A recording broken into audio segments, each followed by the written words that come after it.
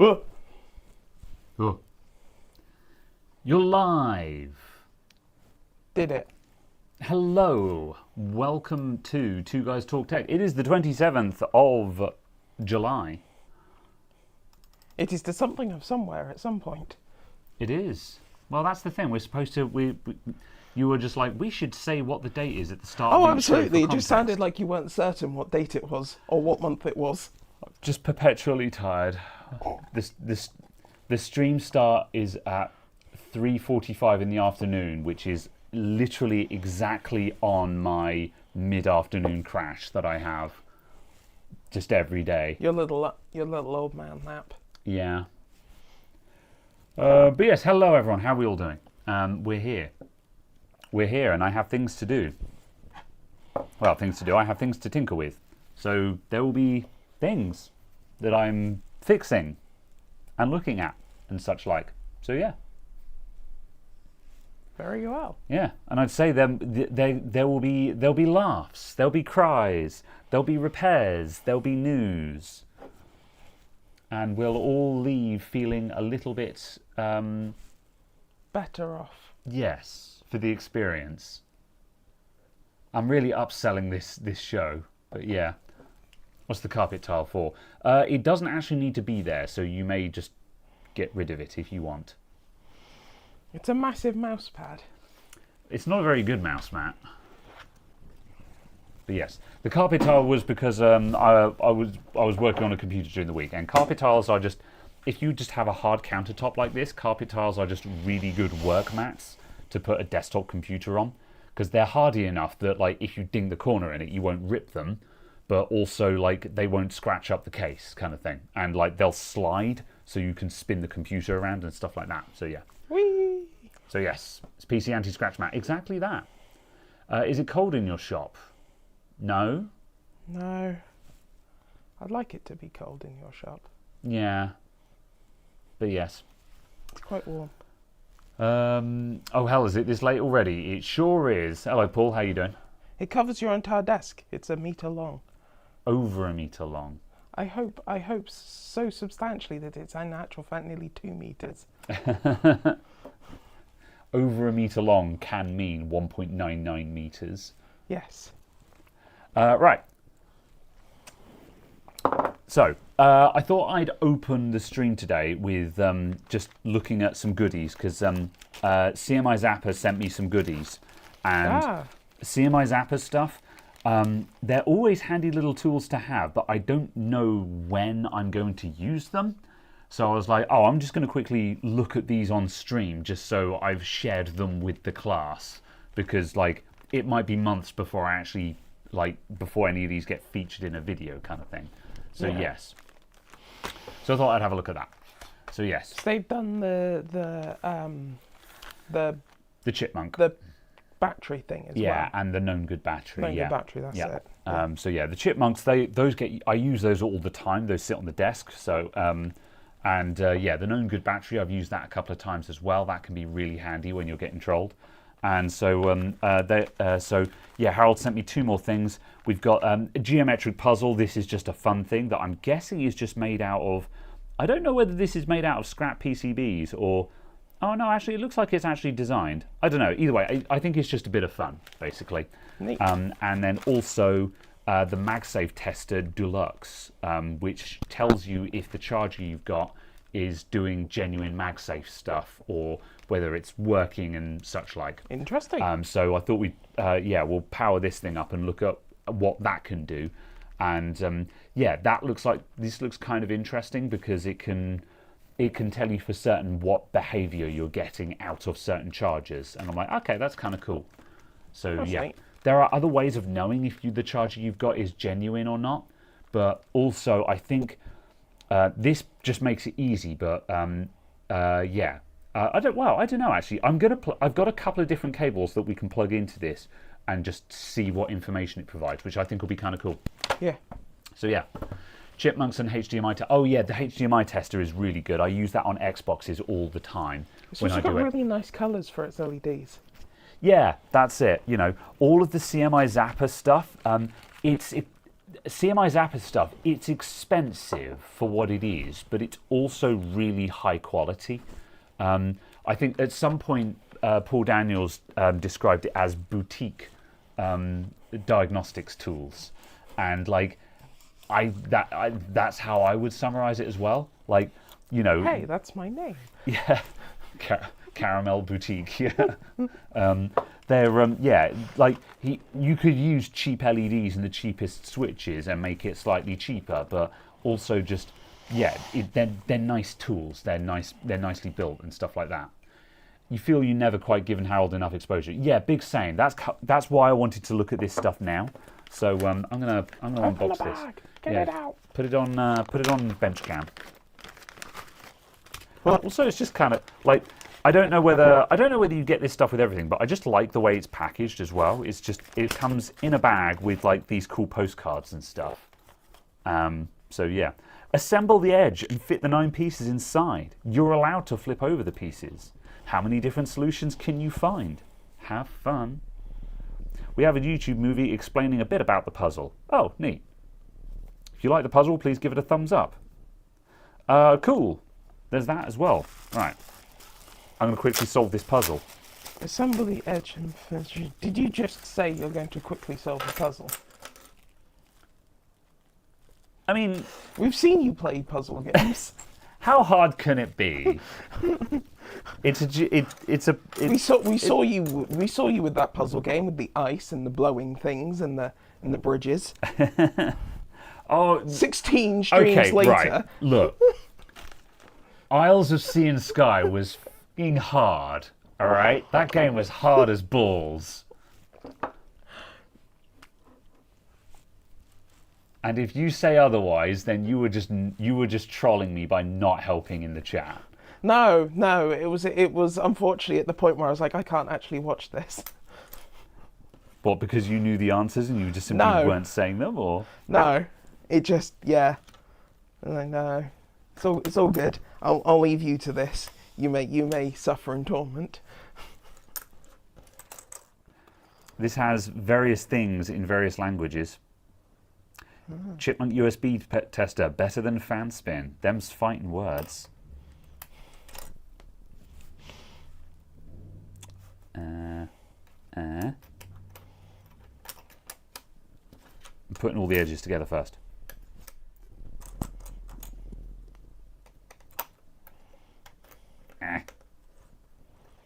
Uh-oh. Alright, that's fine. There's some burrs stopping that. There we go. Yeah. Did it. I did it. Right, okay. Puzzle complete. So what are... Yeah. Lightning tester.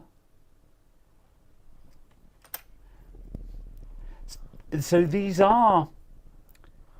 Yeah, that's the Chipmunk USB tester. They are PCBs, but he has designed it and just like bent the boards into angles in the design software kind of thing.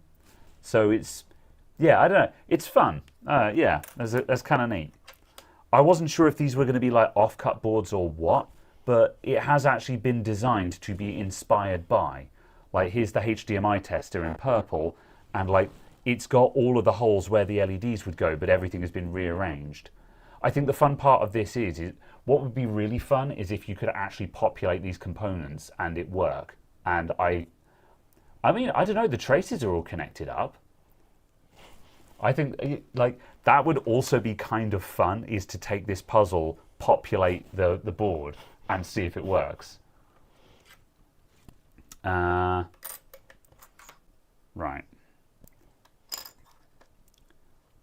I don't know how long I'm going to spend on this before I'd be like, okay, this is too hard, you do this. Damn it.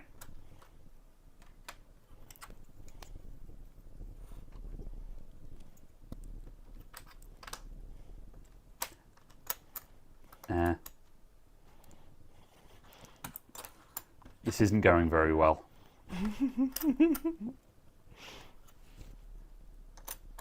Oh, it's going okay. It's going okay.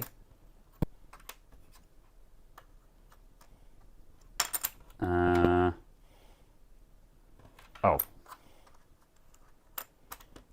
I think. Am I a genius? No. No, I am not. Damn it.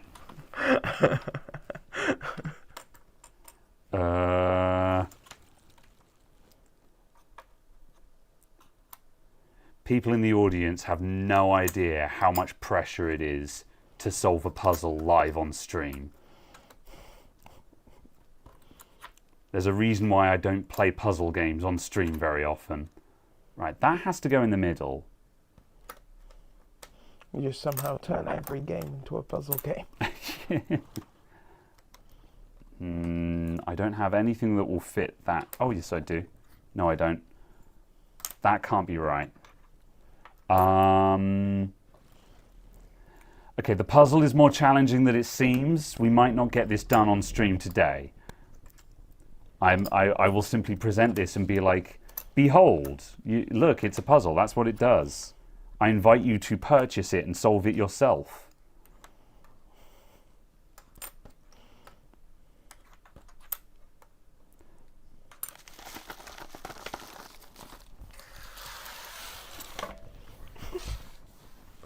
Right, let's have a look at the MagSafe tester. Right. So, what have we got in here? The MagSafe tester looks like this.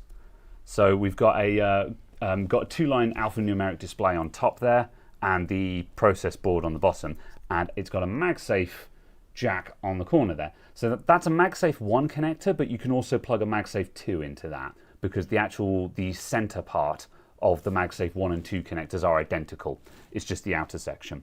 So I've got a MagSafe cable here. What do you... Oh, that's plugged. That's a Type-C cable, so we'll get some more. Then we've got a button that is like the test button and some LEDs and such. And a bunch of postcards. Got a serial number with the firmware version.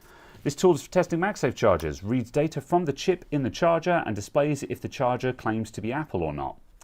Shows the claimed power supplied by the charger. Shows output voltage under load. Shows the output voltage without a load. In the case of a decent charger, this will be 6 volts or less, where a good charger will show itself. And this is also the reason why the Chinese crappy chargers might kill your Mac. So yes, alerts you to a short between the output and the one-wire data line. Neat.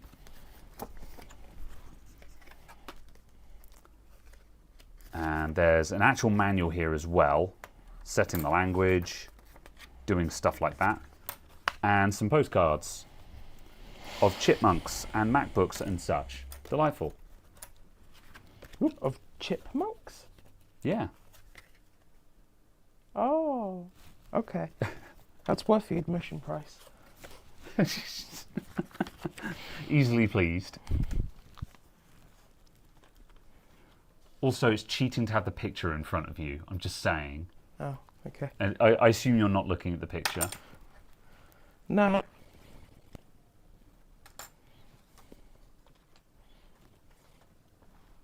Okay, right. I'm going to grab a MagSafe. I'm going to grab a couple of MagSafe chargers. I've got a real one. I don't know if I've got a fake one on hand, but I can replicate a fake one. Oh, it's kind of awkward too, though, now I think about it. I'm just going to get a selection of bits and pieces. Bye, everyone. Red October standing by.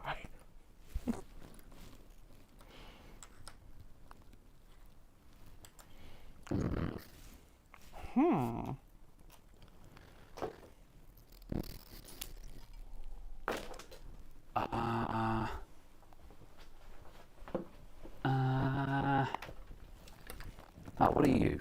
Oh, you're a Type-C as well. Oh, I don't think I've got I don't think I've got a usable fake MacBook charger on hand. I've got a MagSafe 1 fake charger. Are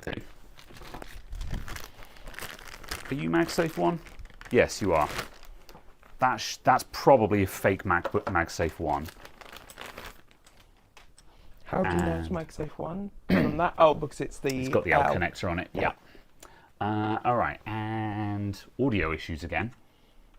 Has it come good, or is the audio still crap?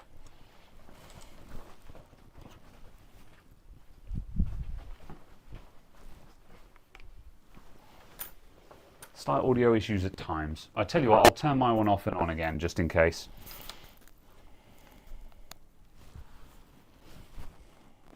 My microphone is now off. My microphone is now back on again. All right, let's try that. Right. Let's see, right. What does this MagSafe do? Not familiar with MacBooks, just arrived. So MagSafe is the MacBook charger. So MacBook chargers have this magnetic charger jack on them. So that charges the laptop, and also they do have some intelligence and sensing on them. And the way that often you often have to diagnose faults with the MagSafe when you've got a laptop that is not powering on, or a bad charger and things like that. So this tool is used for diagnosing potentially bad chargers. So I'm just going to try turning it on. MagSafe charger by Chipmunk Inc. Cool. Can you zoom down a little bit just so people can see what's on the screen, please? Huh. There you go. How do I? Yeah, that'll do. I'll move it around as required. Right, I'll start out with the genuine one. So I'll just plug this in. What does it do if it's not connected to power? I presume it just doesn't know there's anything there. Good question. Let's find out.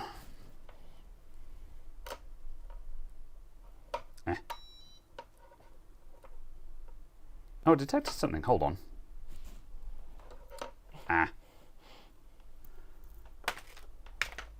Picked up something.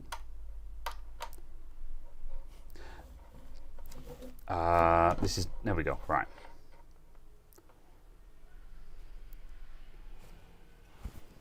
Manufacturer, Apple. Oh, it is getting information from it, even though it's not plugged in. Yeah. There you go. So yeah, it's detected that it's an Apple 60-watt charger. And it's MagSafe too. Yeah, and that's probably a serial number it had there. CRC good. Yeah. But obviously at the moment it's giving 0 volts because the charger itself is not plugged in. Yeah, this charger is very, very knackered. C045 something? Nope. D29. Yeah, oh, that might be the CRC, I don't know. Yeah. But yes, according to the casing, it's a 60-watt MagSafe 2 power adapter. Indeed. So yeah, that's kind of neat that it can tell you even when the adapter isn't plugged in, which potentially means we could get interesting information from dead chargers. I've got a dead charger over here. So suddenly I'm like, oh, I'm going to plug that in and see what it says as well. Right, I'll now plug power into this.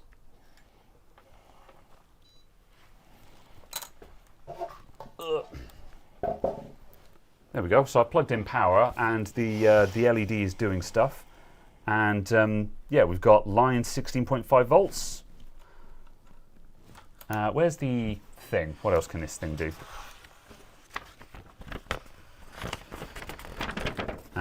Let's see. As soon as you connect the MagSafe charger, it will start to read out information. Yada, yada, yada. So often the fake chargers use a microcontroller to emulate the DS4113 chip. That means the chip in the cable is fake. Maybe the charger is a real Apple charger, but with an aftermarket fake cable. I have a fake cable to hand, but it's just not plugged into a charger, so we'll see what that does as well. The raw data from the one-wire chip is shown on the top line.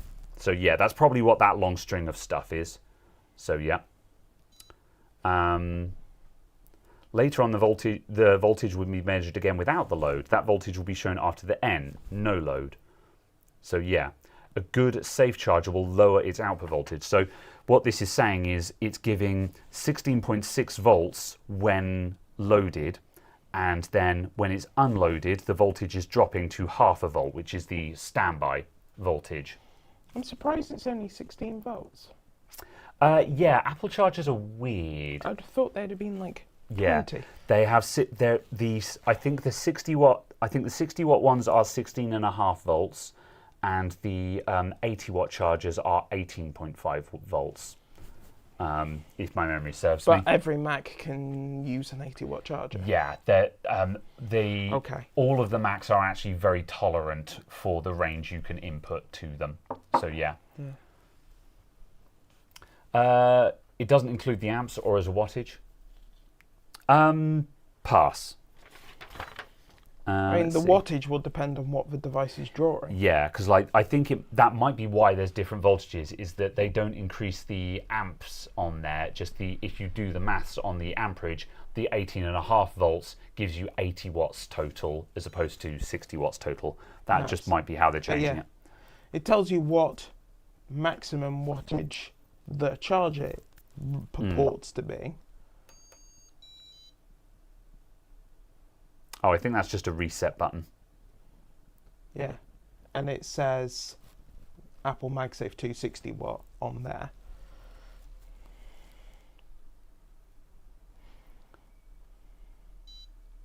Yeah, pushing that button basically just reset it all. So, yeah. Cool. All right. And then there are various other messages that it might come up with depending on what you've plugged in. So that's what it looks like with the genuine charger.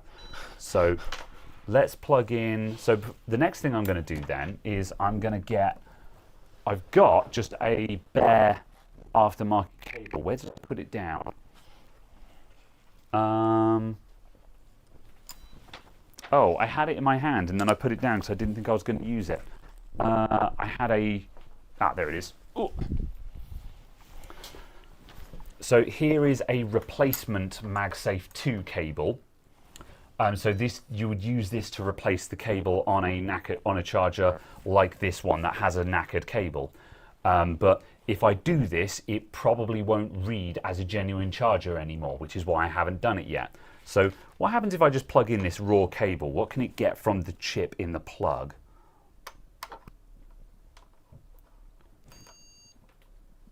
Connect MagSafe charger.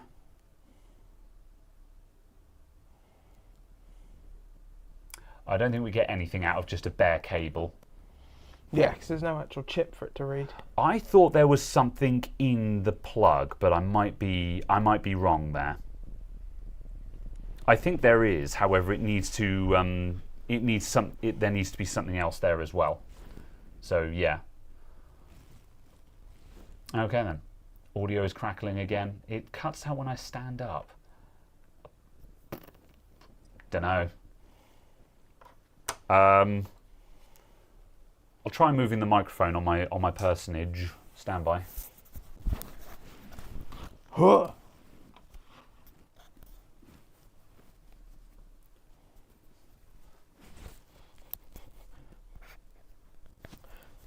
Oh, I've lost the magnet. There we go. All right. Cool. Okay, so let's try. I'm going to try a Type C cable now and see what that does. Because I'm curious. I think the Type C one will. I think the Type C one will just give this is a fake charger, because it's basically just going to spit out 20 volts. What does it before you plug into power? What does it say? Because obviously the other one reported something. The charger reported when it wasn't plugged into mains. So what does this cable do when it's not plugged into power? Does it report anything in the same way as the charger did? I don't know. Yes. Is the answer to that. So let's see what it says.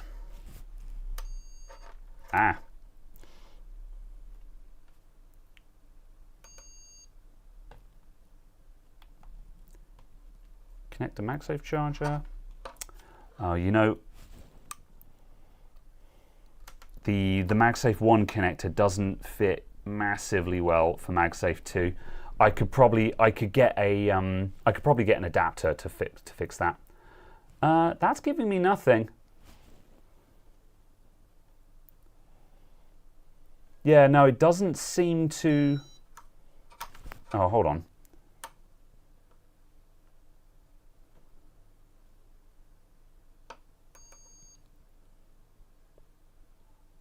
Yeah, no, it doesn't seem to see the Type C charger. I'm just going to plug that into an actual wall adapter because I've got it plugged into just the power bank that's on the bench at the moment, and I'm not 100% certain that the power bank is outputting to that port. at the same time as all the other ports. So, okay, I'm going to just try restarting the microphone receiver just so everyone stops telling me to restart the microphone receiver. Yes, they're charged because they sit on charge when they're not in use, so...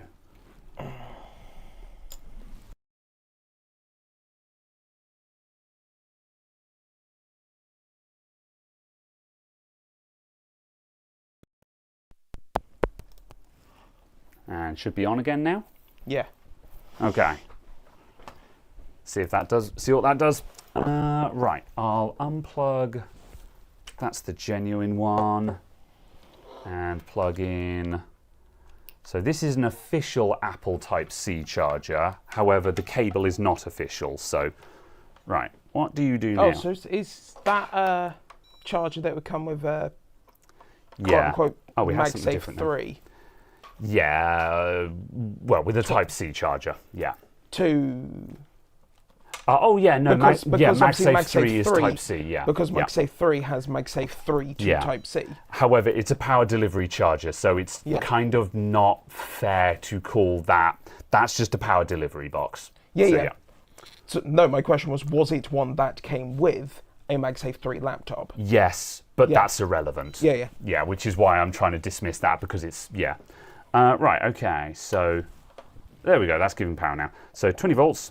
Oh, Apple MagSafe 1, 85 watts. Interesting.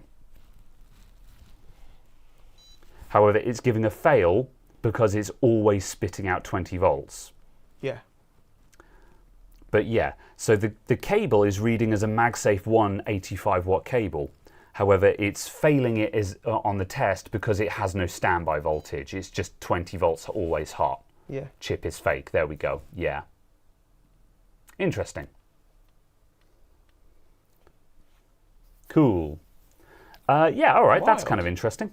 All right. And let's try... So the last test I've got for this then is the fake MagSafe 1. I want to see what the adapter I've got for my laptop. Oh, yeah. You've got a Type-C to MagSafe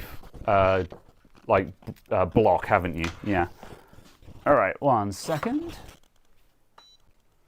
So, this is kind of interesting because, a lot of this is information that you can kind of figure out based on how things are behaving when you know what you're doing.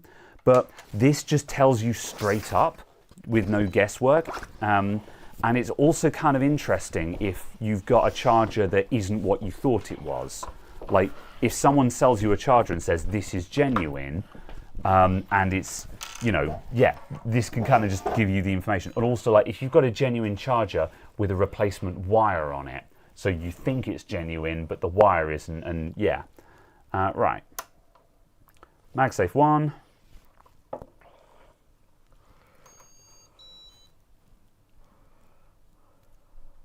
Chip is fake.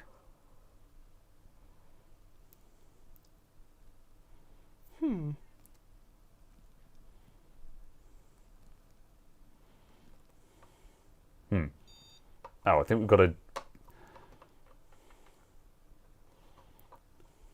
Let's try again. Right, we've got a green light on the charger.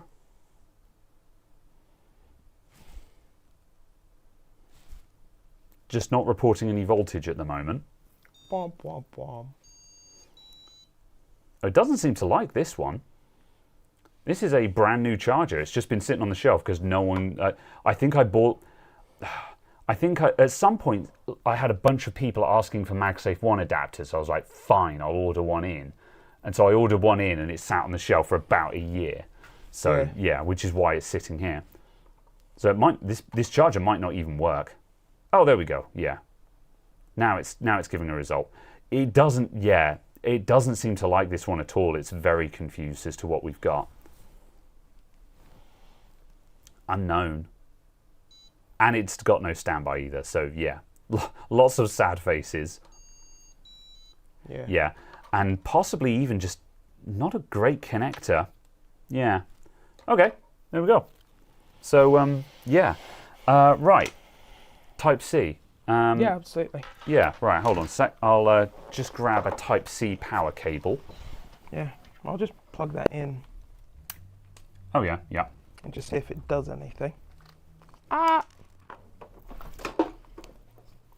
No. I was half wondering if it would randomly just be like, we're doing things. Yeah. Okay, right. I think it's kind of worked out that something's plugged in. Yeah.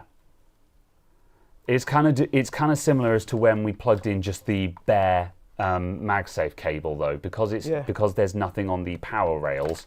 It's not quite sure what to make of that. Yeah. Right. Whoop.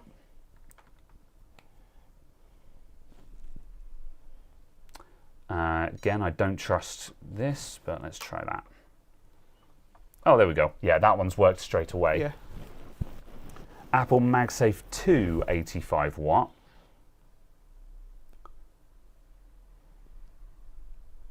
And always hot. Yeah.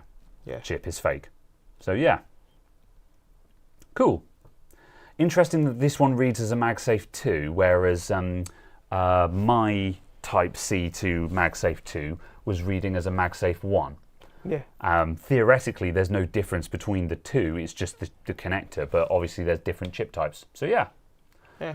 Can MagSafe short across the contacts when you're sliding it? No, because it's pogo pins. So yeah. Interesting. Yeah, because the actual connector looks like that, and those pogo pins go into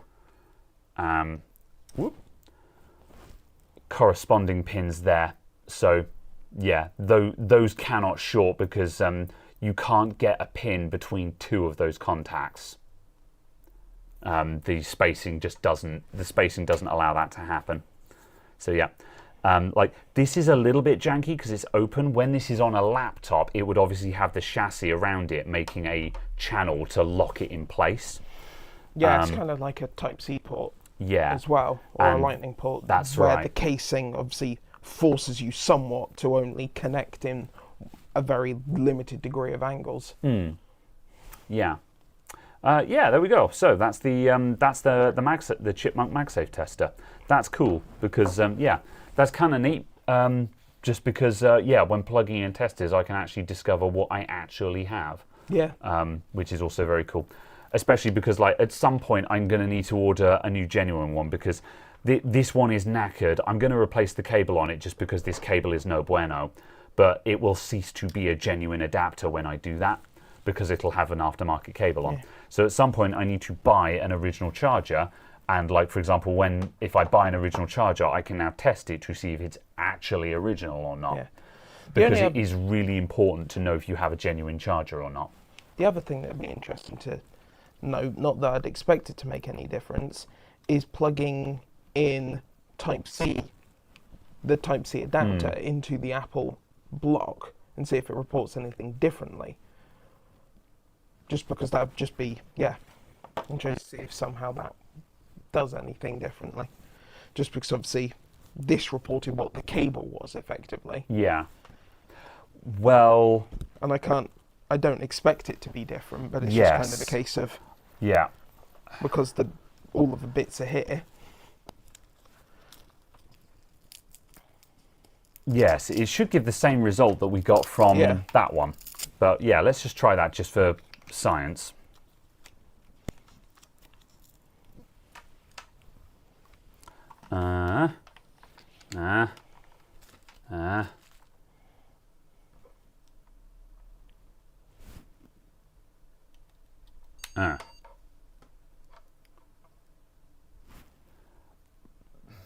Now, other ones. I mean, are you sure that crackling wasn't just Caradog fumbling the wire? Oop. All right. Chip is fake. CRT bad. Fake MS2 85 watt. Yeah. Yeah, but basically the same result. And then we should get the neutral, no load 20 volts. Yeah. Yeah. Yeah. Oh, interesting. Basically the same thing. I wondered if this adapter would change that behaviour. Yes. For the no load. Yeah, I was that's wondering reasonable. if this would detect the no load. Yeah. Just because it's not These a aren't power Wi-Fi. bank. These aren't Wi-Fi.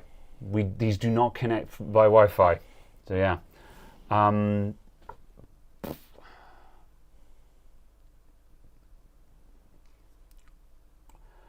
Do you want to turn your mic off and on again? Yeah, just for good measure. We're falling into chat is just people complaining about microphones. So yeah, we'll see what we can do. However, like yeah, we'll reboot both mics again just for posterity, but we can't do a 2 hours of this, you know. Right. Okay, right. At any rate, that is the MagSafe tester. That's cool. I like it. Where it was pretty is crackly. my adapter? Fair enough. There is your adapter. I'll give that back to you before that gets lost. I'll pocket it. All right. What would be the negative in having a constant 20 volts? So 20 volts is a bit hot for input to a MacBook, but they tolerate it just fine because the power comes into MagSafe and then it goes straight into PP Bus G3 Hot. And PP Bus G3 Hot will actually accept a really wide range of input voltages and just step that down to the correct voltage. So although 20 volts is over spec, they will tolerate it just fine. However, the reason why the no-load 20 volts or no-load 18 volts, depending on which cable we're using, can be a problem is when the laptop turns when the laptop turns off, it is expecting the charger to turn off and go down to a standby voltage. So having a always hot charger can be applying voltages when the laptop is saying, do not provide power, I do not want power. And it also means that the laptop doesn't have the ability to tell the charger to switch off if there is a fault. So like it is possible for bad ones to damage laptops, but I don't fully understand the mechanics of how that happens though, so I can't give a straight answer to that. So, right, unnecessarily old mini USB plug. Well, it depends on how you feel. Mini USB. I prefer mini over micro. I was about to say, mini USB is very underrated. It's stronger than micro is. The only reason to use micro is that it's smaller, and we don't need this to be small. Yeah. So, yeah. A lot of tools like this, like mini USB, just because it's easier to solder, it's cheap to obtain, and it's a nice strong connector. So, yeah. Yeah. All right. Neat though. Yes. Okay, right, I'm going to package this up. It also looks like a unnecessarily nice USB cable. Looks standard issue. I mean, it's cool that it's come in red, you know, the colours all match, you know, which is a nice touch. Right, I'm going to put all of that back in the bag. I try to keep all of these in the bag so I can find them when I'm looking for them. Yeah. Just you end up with a bajillion in one widgets. Yes. Like, I need the thing. Where is the thing? Also just means that I can keep the reference cheat sheet on hand as well, because like for example, the known good battery has a bunch of LEDs on it, and it's nice having the cheat sheet to explain what the LEDs mean. Yeah. Because also, for example, on the known good battery, it'll have like the SMC AC OK signal. And I'm like, okay, that's the AC OK signal, but what does it mean when that LED is on or off? And the cheat sheet says, these are probable causes for when that LED is on or off and stuff like that. So again, it's a nice touch because the cheat sheet gives you a cheat sheet on how to approach common problems. Yeah. Whoop. All right. Right, we've given up on the puzzle for now. Actually, I'll leave it out just in case. Okay.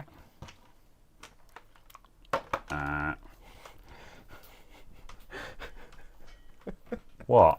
I was thinking the Twitch chat plays Pokemon. And then I thought Twitch chat plays... Twitch chat, yeah. YouTube Twitch chat twice to complete the puzzle. All right, I'm going to put all of this somewhere else. You're all going to go over here. Because here is not there. Exactly. And there is not here. You Okay. have been disposed of. Right, so Removed. other things that we've got to look at this stream. Crimes. I don't think so. Abominations. Oh yeah, no, there's the e-machines. That's a crime. Yeah, yeah. I was going to say I don't think we have any crimes here, but we do. Yes. So we've got some stuff to look at here. I'll explain the other bits and pieces I've got in front of me. We've got the 2 Pinesills here. I've got new Type C chips to put in the Pinesills, so we should be able to get those going. You've got the Fuseby. The Fuseby, yes, the FUSB. The FUSB 302 MX. So yes, we've got that. I've got this Logitech keyboard from a video way back has come back in with another broken USB port. So yeah, like I'm not making another video about the same keyboard. So I thought, yeah, we'll open that up and... How? Well, I don't know. Maybe I didn't solder it on hard enough. Maybe the customer's been too rough with it. Either way, we've got to open it up and find out, did my soldering fail? Has the port broken again? We need to assess that. And if the port just needs soldering on again, I'll solder it on, and then I'm going to get the hot glue gun and just flood fill the damn thing. Which one is this? Oh, it's the K800. Yeah. Oh, it's the older version of the one I've got. Yeah. Looks And then we've got a Lenovo laptop with Wi-Fi that doesn't work. That's mightily heavy. Yeah. And then down here, we've got an ancient Windows XP e-machines that's running a business's entire finances on a 17-year-old computer. So we need to try and get that working for them. It's fine. It's fine. We'll just give, we'll give JD flashbacks. Yeah. Imagine doing your accounting work on an 18-year-old machine. Indeed. So, sounds like finance. So, right. Any votes for what we look at first? We've got the keyboard, we've got the Pinesills, we've got the Wi-Fi laptop, and we've got the ancient XPE machines. I vote Pinesills. Pinesills, very well. Okay. I vote using a Pinesill to fix a Pinesill. Well, I'm going to be using hot air, so, but... Fine. So yeah, sorry. I can use it though. I can use a Pinesill to fix a Pinesill because I will need to like tidy up the things and stuff. Yeah. So yeah. And All then, right, I'm seeing a lot of e-machine. votes for the e-machine though. So okay, we'll do the e-machine and then we'll come back to the Pinesills then in that case. What's wrong with the e-machine other than I don't know. its existence? Yeah, I don't know. Oh, okay. We're diagnosing a fault. Yes.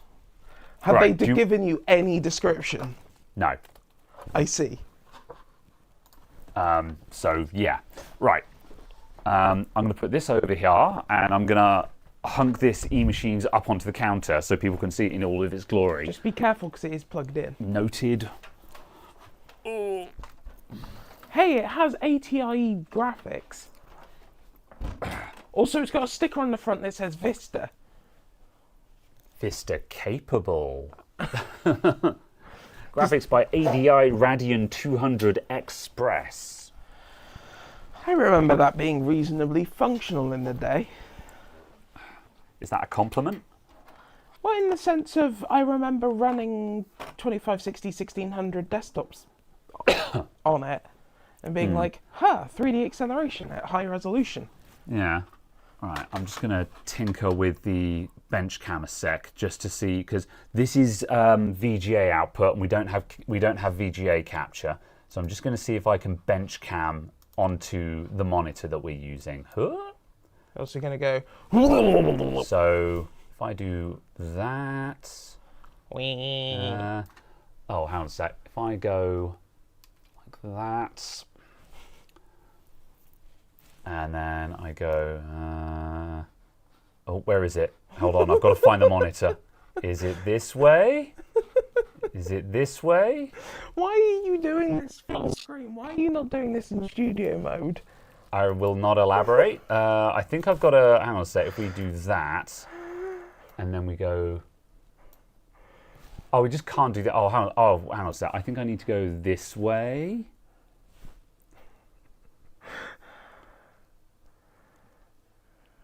Yeah, there it is. Ignore everything in the background. It is entirely a lie. Yes. Okay, good. So we can do that. We have that ready. That's ready to go. All right. Okay, right, here we go.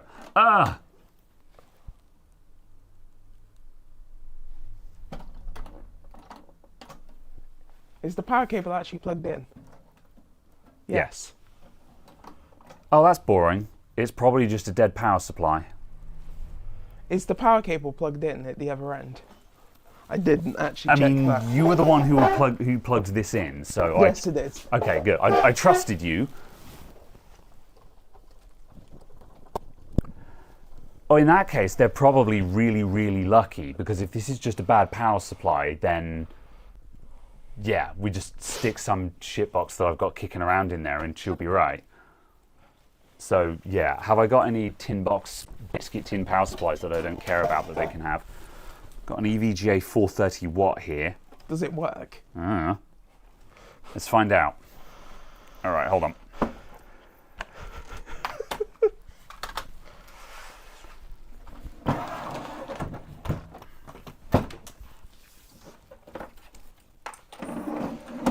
Right, where's the capo? There it is.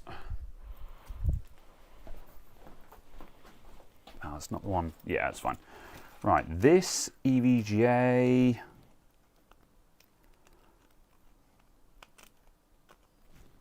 America. Do you want to connect it? There we go. I did it. Right. Right, so I've got a capo on here which connects the power, it's one of the little things that connects the power on signal to ground. So when I turn on the power supply, the fan on it should spin, which you guys won't be able to see, so take my word for it.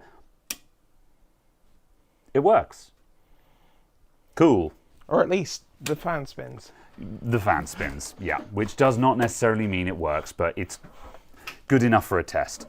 All right. Okay, well, I think this is going to be really boring and just a power supply, but yeah. Welcome to No Post on Sundays, everyone.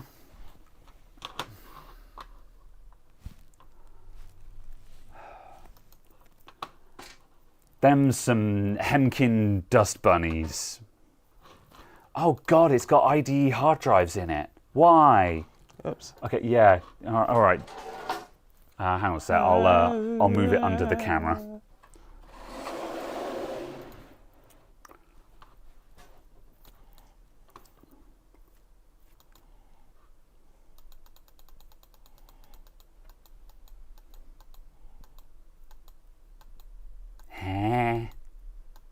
Okay. Right, we've got a flower pot and an enormous dust bunny. And IDE hard drives. Why though? Well, hard drives, a hard drive. I guess it's old enough for it. Whack! It's a 20-pin. It's a 20-pin ATX into a 24-pin motherboard. Huh. Oh well. I see. Very well. Right. Can we? That was a lot louder than I thought it was going to be. Violence! Right.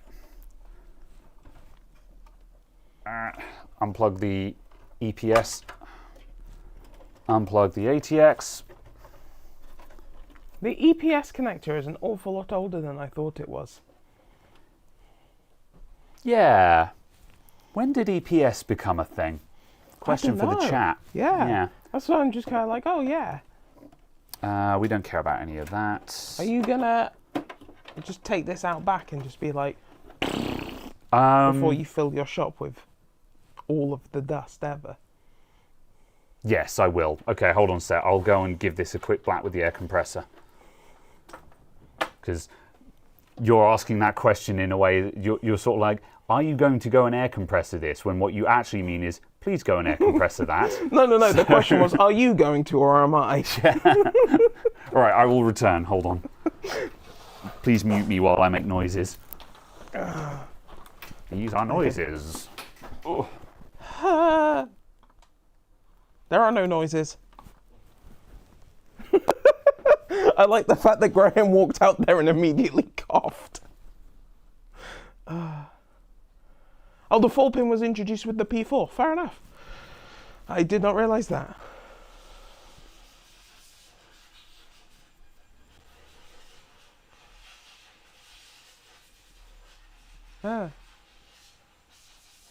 I presume it's just something unhelpfully called something like extra power socket or something like that. You could just have a 4 or 8-pin extra power plug-in.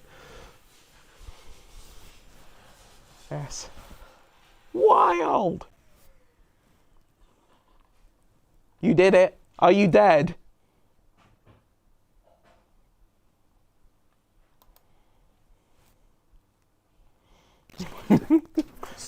Are you still alive? Have you done it? I have. Excellent. Oh look, it's somewhat clean now. Yeah. Right. I aged by 10 years and I have several medieval diseases, but it's a lot cleaner than it was. I was going to say, you've not got many years left if you're going to keep aging by 10 years every time you crash your computer. Funny joke. It's been 86 years. I'm going to pull that through. All right, let's go back to Benchcam and I'll carry on connecting up this EVGA. There we go, that looks a lot better than it did before. There you go. All right. Ooh. You joke, JD. Bam.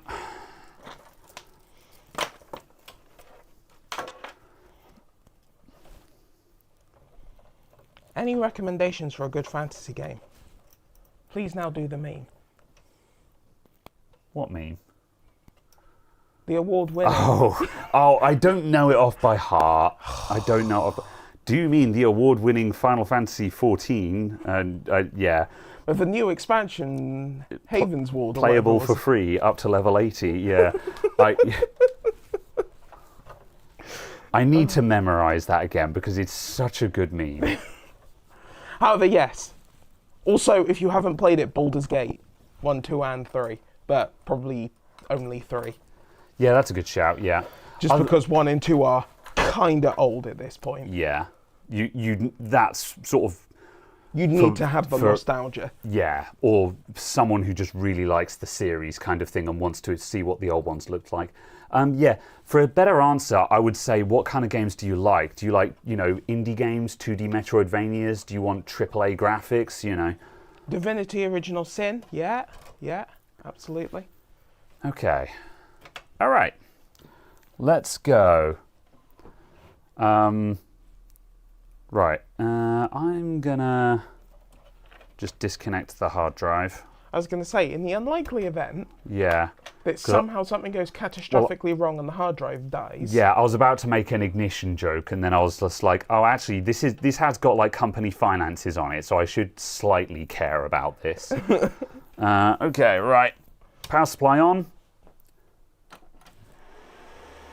Off it goes. It's a dead power supply. This is boring, but yeah, whatever. Did you plug in the... I did, so yeah, there we go. It has posted. E. Excellent. E. Cool. All right then. It's in the DLC. Right. I guess I'm just going to put this power supply in it because, this is a 430 watt. I'm not going to use it for anything else, so I may as well use it as a make good repair on this tired old thing. So yeah, I'm just going to fit this power supply to this thing because, is it worth imaging the drive?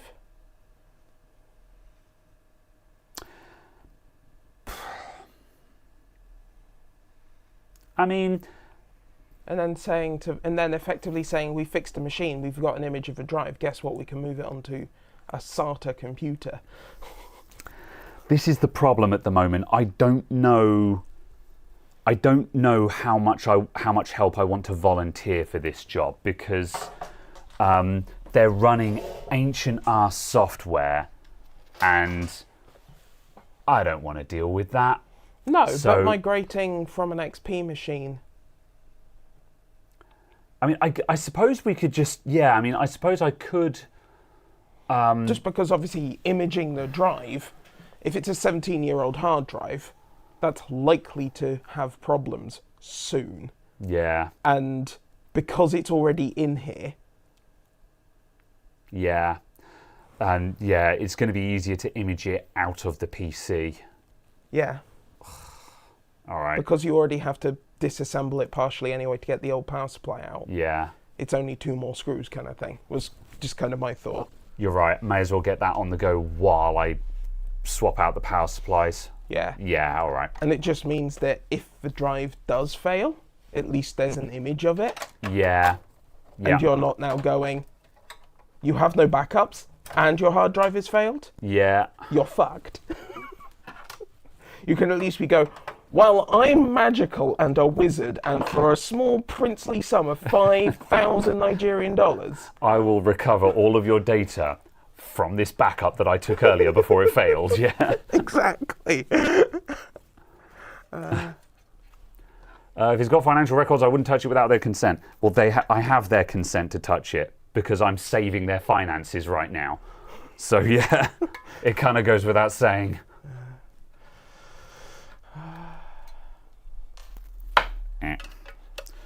Right, I've got to dig out my IDE adapter. I think it's in the drawer HAL over there. removed for XP. What the hell is HAL? I don't know what that means. No. Yeah. Oh, I see, for To VM move imaging. to- Yeah. Yeah. I mean, like, that's one thing that you could, if you're stuck with software that's running on Windows XP that won't run on anything else, like, one of the possible solutions to this is to convert the computer to a virtual machine and then run that virtual machine on modern hardware. But I can't be asked. They shouldn't be running XP software, so that also just doesn't really solve the problem. It depends what software it is as well, because, Yeah. because you might find that through a few hours of heartache, you can easily migrate into like a Windows 8 software, and then that Windows 8 software can be migrated into a Windows 11 software. Yeah, well, I think the software that they're running is all web-based now. But also, like, for example, I think the way forward for them is to suck it up and start using the web version of the modern web version. And basically, if we get this thing up and running again, it will have some kind of export facility. Yeah. And that export can then be imported into whatever the modern version Oh yeah, but that's is. what I was kind of saying. You might Yeah. have to do it through a couple of hours of moving from like the XP version to the old Windows 8 version kind Maybe. of thing. Yeah, Just because but- I know that a couple of accounting softwares did that, where they basically went, oh, you're using the XP file system. Well, that only works on the Windows 7 version. Yeah. And guess what you can't do with the Windows 7 version? Export to the Windows 10 version unless you pay us an extra licensing fee. Yeah. And just stuff like that. And I'm like, okay, screw you. Yeah. Also, my inclination is to say, no, that is my problem. I'm going to get this computer running no, and absolutely. then say to them, go and talk to the people who make this software and ask them how to progress Oh, forward. absolutely. But simply having a backup is, I feel, not a massive... Yes, taking a backup, yes, that is a good idea. Yeah. Yeah. Yeah. How are you going to power that? I've got a power brick somewhere with a Molex on the end of it. Do you? I do. Because every time we've looked for it, you've not been able to find it. Well, maybe I'll defy all of your expectations in the next 2 minutes. Okay. Or I'll just plug it into this. I look forward to having all of my expectations defied. Wait, defied? I see. Heck! Is that what you meant to say? No! Abort, abort. Also, why is this? Because it's broken. I see. What's wrong with it? The clickers. Ah. The left clicker does not left clicker properly. Ah. Cool. Maybe we'll look at that too then. And we have all of the switches. We do. We have a vast selection of switches. Yes.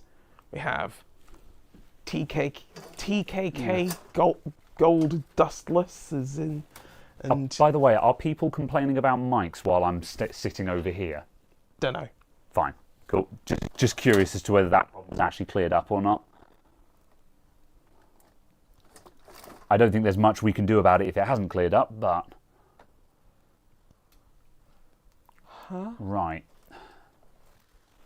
I'm not going to say you were right about the... Not going to say you were right about the Molex power brick, but you might be right about the Molex power brick, and once again, I can't find it when I need it. Yes. The one that you've looked for 3 times and not found. Oh. It's for an HP.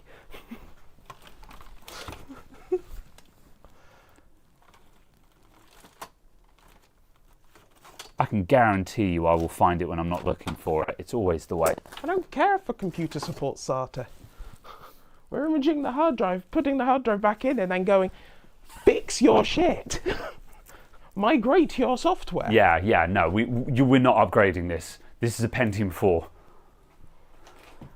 This is what's called a make good repair, where you do the minimum amount required to get the computer to run so the customer can get their data off of it and stop using it. No more, no less. You do not try and upgrade these. You do not try and improve them. You do the bare minimum to make it work. Nope, can't find it, so I'm going to have to find a Molex in here. Oh, we have one. Cool. I just need to check if I've got a data transfer going to this system. Still. I've been recovering data to it. Oh, don't tell me that's still going. On and off. It's From the external from last week. Oh no, that one got done. This is good. a different recovery. I was like, oh my god, please don't worry. no. Yep. No, that got done. Right. Hello, Sai. Powering. Right, we're going to need to transfer this up to that. Anything running on DDR2 was e-waste 10 years ago. I don't know what the newest DDR2 thing was. I'm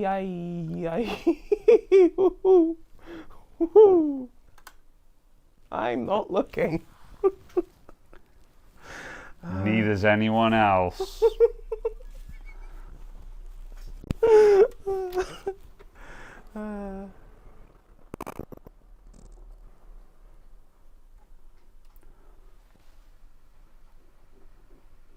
Alright. In before this tries to boot off of, it just starts up XP and it's like, no, do not. And you get a million driver errors because obviously XP can't deal with anything. Yeah. Least of all itself.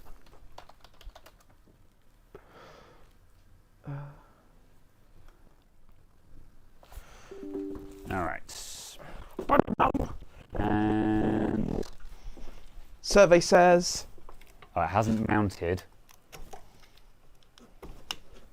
Has it spun up? Ha! Yeah, the driver's spun up.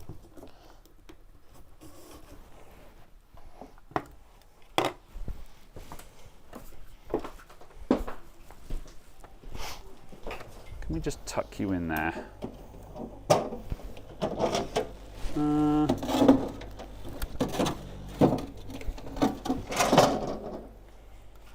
Just going to replug the IDE cable. Make sure that's aligned, because it is possible to plug in some IDE cables out of alignment. Do you like the green or the pink? I'll have the pink. Ah, there we go. We've got a mount.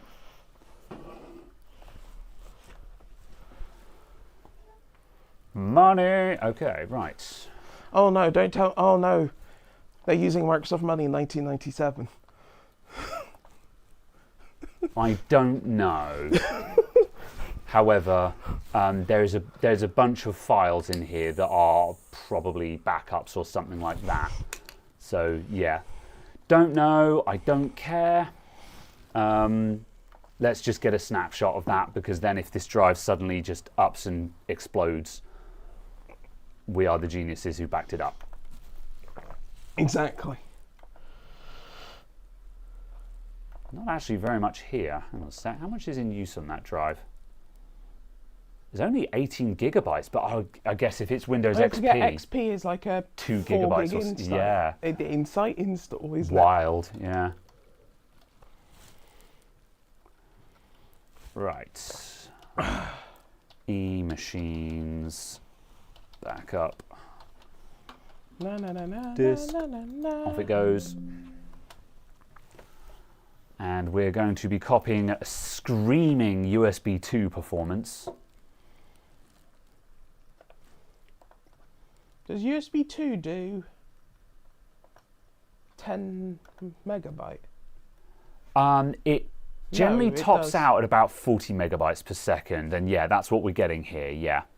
USB 2 external hard drives will usually do somewhere between 30 and 40 megabytes, and if you run the maths on 480 megabits per second, that scans. Yeah. So yeah. It is NTFS, so it's not that horrifying. So yeah, that's going to take about 5 or 10 minutes. So I'll swap the things out. Once that's done, we'll plug it in and we'll see if it starts up. And depending on how much customer data is immediately visible, we may or may not be able to have a look and just see what state it's in out of curiosity. However, I'm going to try and go fairly hands-off with this, because systems like this you don't want to be involved with. If you're a repair shop and you've got something like this on your bench, just don't get involved. Yeah. Leave it at, like, yeah, again, because like, let's say they had an old version of Sage. You say to the customer, go and talk to Sage about migrating to a modern version of Sage. You're paying Sage, you pay them an awful lot of money, and you pay them an awful lot of money for the customer service. I don't think that's working, Caradog. Well, I open the can to the best of the ability of the can opener to open the can. I see. So Caradog dropped these, so the cider is dented, and the cans are looking pretty... Ah! Oh, are you okay? Yeah. Okay.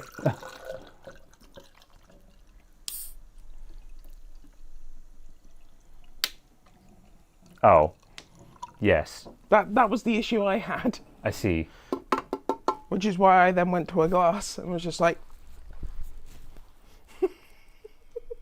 Intrusive thoughts. Boom, boom, boom. Ah! Genius!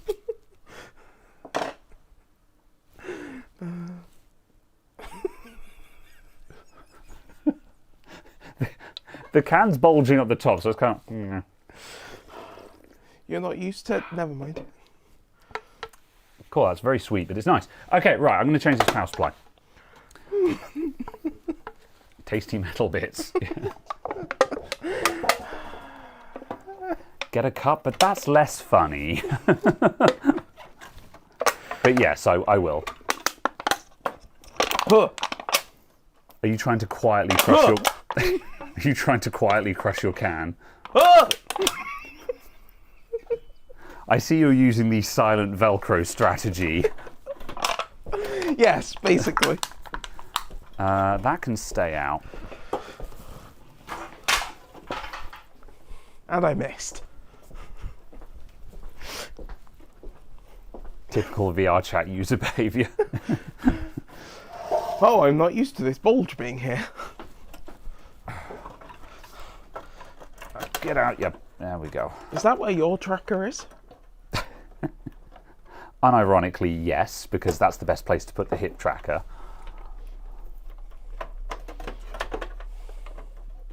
Because it's front of hip.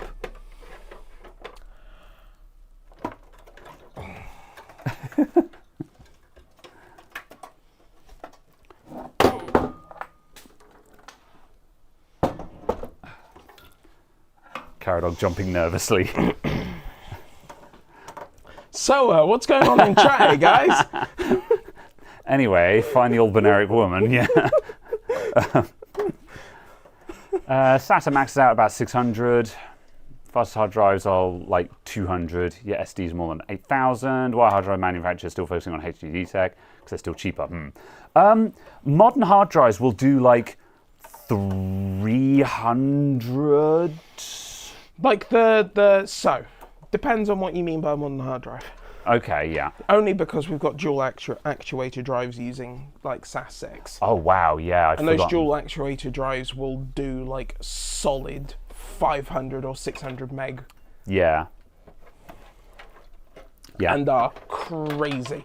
But also the reason why people are still doing hard drives is because you can buy like 30 terabyte hard drives. Yeah, capacity is the short answer to this. Those 30 terabyte hard drives, when you put them in a sledded 24, are very, very fast. Yeah. Because there's a sledded 24 of them. So it's kind of a case of that. Yeah. And also because I don't want to spend the amount of money it costs to buy an 8 terabyte SSD when I can buy an 8 terabyte hard drive for like £100. Yeah. And depending on use case, the speed might not actually matter, especially because, as said, if you're going for big storage and you're in a RAID array, you're adding up your drive performance, which means that the relatively slow performance of a single hard drive becomes less of an issue.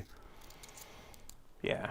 So it's a case of when you're doing kind of, I guess, warm storage. Yeah. Because you do all of your hot stuff, your database stuff on SSD. Yeah. Archive, where you've got to store a lot of data, but you don't need particularly fast access to it. Oop. Despite the low price and the fact that it comes out of can, it's very good. The whatever the farmhouse crispy doodad is.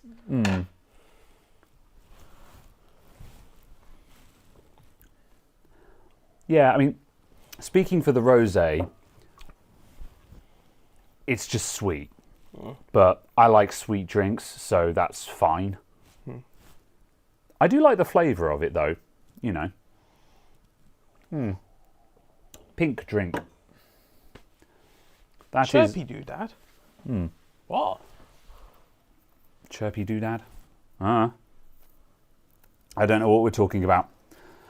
I've no idea what's going on. Who are you? And I don't know what we're talking about. And I haven't for a while. Do you have the time to listen to me whine? Okay, so I'm changing the power supply on this. I've broken into that song like 15 times this week, just at work. I see. People just be like, can I have you ask you a question? Or like, have you got the time to? And I'm just like, listen to me whine. And people are just like, he's off again. Demonetized. He's off again. Right, that and EPS. Still better than the pink sauce.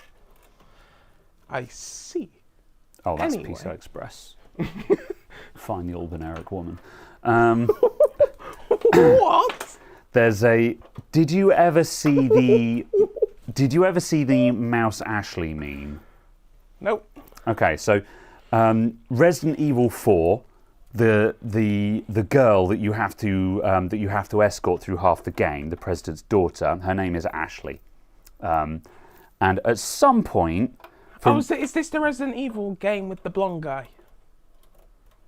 Yes. Okay. Yeah. As opposed to the other blonde guy. Yeah.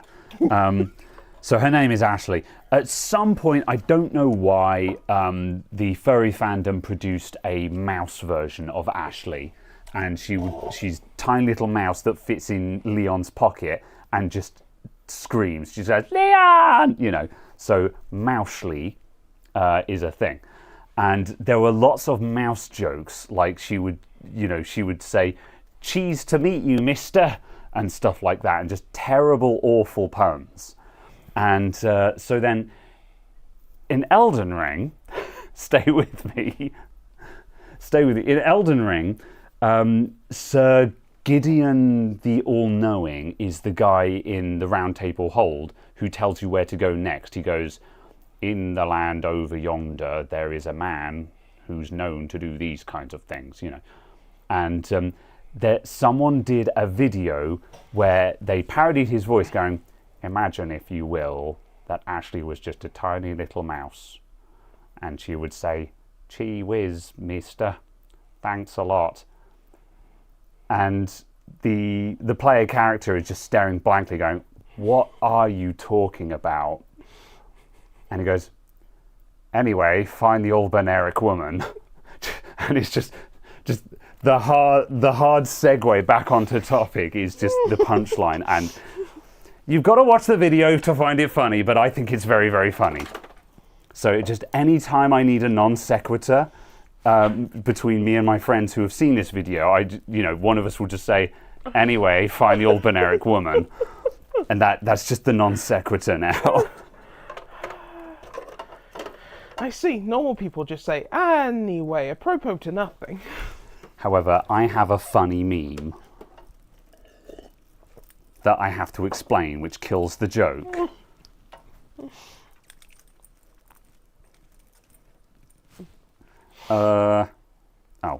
Have I got more than one? Oh, I've only got a single Molex chain on this. I think that will reach. Oh, have you not got a multi-chain? Huh. No, usually on low-end power supplies, you'd often expect to find like one Molex at the end of each daisy chain, but this one's just got a single Molex chain. That's the way I would prefer it to be honest. However, it's just not very helpful to me now when I actually need Molex. Right, so if I plug that one into the DVD drive, Dufter drive, which probably isn't even needed to be honest, but whatever. Oh, I think we'll just about reach across to the hard drive. I think that can just be done. If failing that, I could put the hard drive in upside down and it will definitely reach. So yeah, that's fine. Right, that is done. 10 minutes, it's not bad. Oh yeah, there was only like 10 gigs or something like that. Fine. Cool. Right, safely eject. I remember having the heady heights of like 120 gigabytes of data back on the XP. Ridiculous amounts of storage.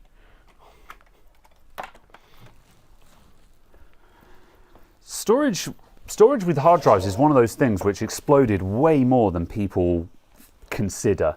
Like, it kind of blows my mind that that in the late 90s, like 97, 98, 4 gigabytes was a lot. Like, a lot. Yeah. So it's kind of crazy how fast hard drive capacities grew in the early noughties. Like, they went up fast. Yeah.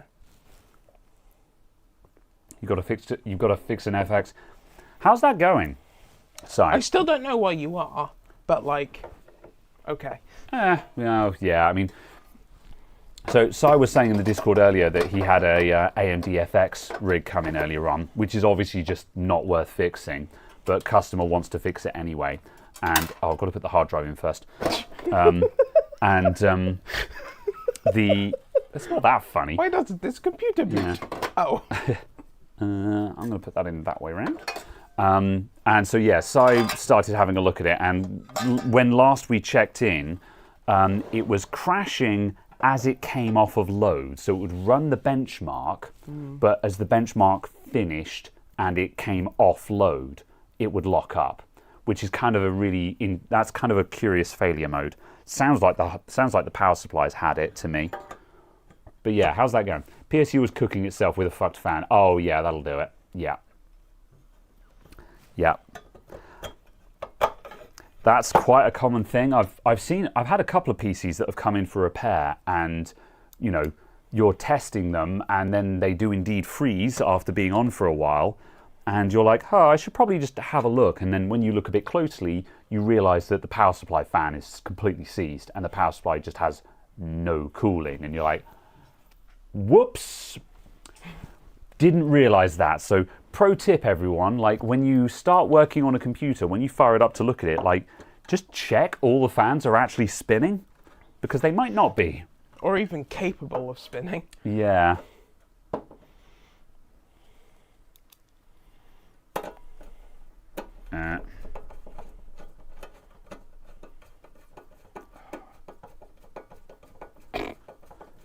Don't need to put 4 screws in this hard drive, but just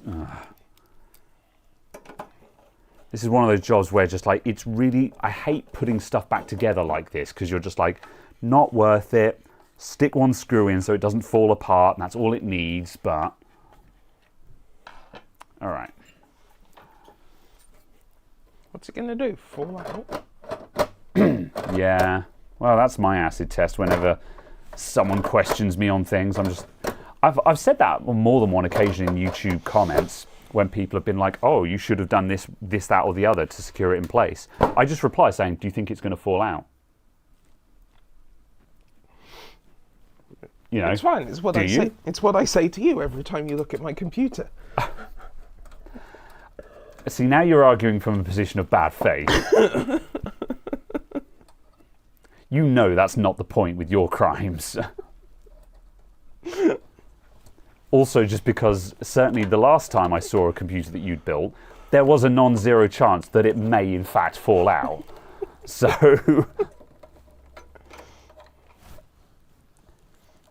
all right. Parallel ATA. How much RAM has this got, just for funsies? I'm hoping 256. 512. Excellent. Well, that's actually reasonably good. That will probably actually give a reasonably good XP experience. Yeah. Okay, right. I think because I could, I found when we had one of these, like 4 256 meg sticks, and I was just like, I have unlimited gigabytes. I have unlimited RAM.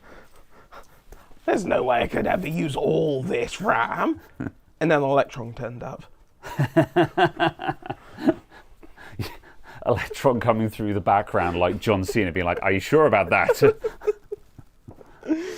Okay, right. Fan check.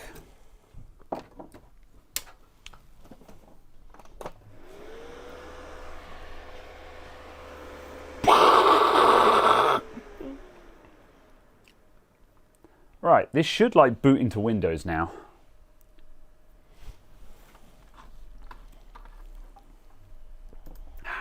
Ha! Ship it.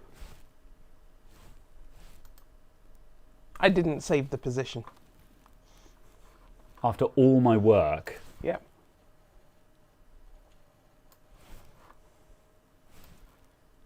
Wrong way. All right, we've got to wait for this thing to start up, just in case it just spits out a bunch of customer data first.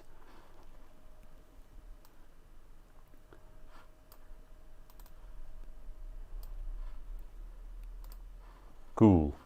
Where did I put the keyboard? It's Oh, there. yeah. Done. I'd say I'm not sure if I've got the password for this, but I'll be impressed if it has a password on it, to be honest.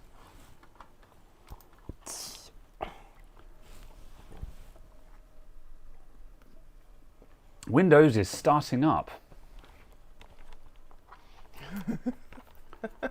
What an excellent day.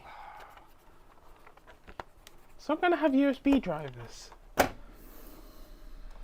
It's okay, you've got a PS2 mouse, right? I hate XP so much. You just forget these things when you come back to XP and you're like, nothing works. This operating system doesn't know anything. There's a PS2 keyboard somewhere. There is. Yeah, one sec. Let me track it down. Oh, it's in the Yes. red case. Test Ooh. bench.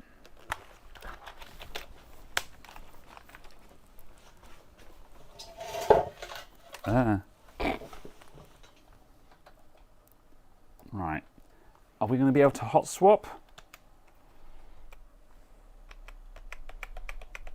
Nah, no such luck. Yeah, I didn't think so. 9 times out of 10, you can't hot swap PS2. I have seen it work before, where computers have just assumed that a device is present, even when it's not. So when you plug it in, it just works. But I think that worked like one time. That's an okay, interesting right. idea, though. Windows is being shutting down.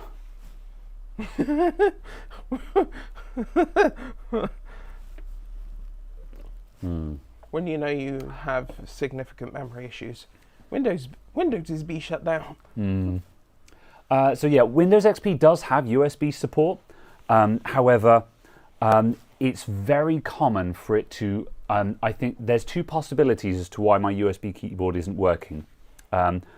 Number 1, XP can fall into a condition where it doesn't automatically install any USB devices. It will come up with the new hardware detected wizard for anything you connect. And obviously you can't process that while you're on the login screen. The other possibility is that it will automatically install the USB keyboard, but you need to log in so it can get to the desktop in order for the automatic wizard to run through. Either way, you don't have USB support on the login screen, unless it's a device that it's already seen before. But because this is a new device, it doesn't recognize it. So there's a good chance that I'll log in with the PS2 keyboard and it will go USB keyboard detected, installed, and then it'll just start working. But that doesn't help me on the login screen. So yeah. Windows XP, yes, it does support USB. It's just incredibly jank. But then when you account for how old XP is, it kind of scans. It's older than Spud. It has a password. Let me just check if I actually have the password. Is it password 123? No, it has a capital P. Ah. Let's see. E-machines. Ah, yes, I do have a password. And yes, it's password 123. No. Oh, it's 1234. Loading your personal settings. Okay. Neato. Money Manager 2000. Oh. Got a 60-day trial of Office 2003. And the installer for Flash Player. Excellent. It's also got Firefox installed on there and Chrome. Firefox 602. Someone check the date on that. Oh, fabulous. Right. Okay, this is starting up and it is working. And the keyboard has started working now. So, yeah, that has automatically sorted itself out. It just couldn't do it from the login screen. I don't... Someone's exported their messages. Yeah. I don't think we can really show you what's on the screen because there's just lots of little bits of just customer data here. And like we could go through and I could hide all of the like identifying information, but I don't think there's actually anything to learn by looking at this computer. It's just an old XP machine. So yeah, I'm kind of I could start this Money Manager 2000, but like I don't know what I would do with it. So just make sure it launches. I guess, yeah. So I'll see if that launches just for posterity. That would be the level of care that I would provide. Is cool. This thing that appears to be the managing of the money. Oh, we've got an ancient version of Norton. It is Norton Internet Security. I'm going to find out what version it is. We've got an ancient... Firefox 602 was August 31st, 2011.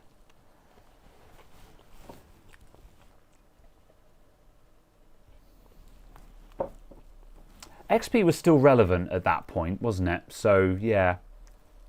Just Was about. it? Well, 7 came out in like 2010? 2009, wasn't it? Well, that's when the betas August. hit. I thought it was August 2009. Yeah.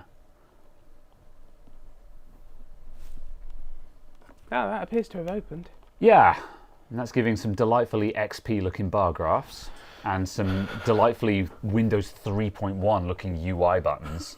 I really want to show this stuff just because it's really quaint, but also like obviously this is financial data, so it's just like no, there is no planet where I can sanitize anything that I'm looking at right now. So yeah, there is a minor issue with the size of their bars. Okay, yeah. Well, the expenditure is bigger. Oh, I see. And it has an export data utility. Good. But yeah. That is the end of your care. Yeah. But Oh, yeah. it was October. No, fair enough, It yeah. was October 2009 for Windows 7. Fair enough.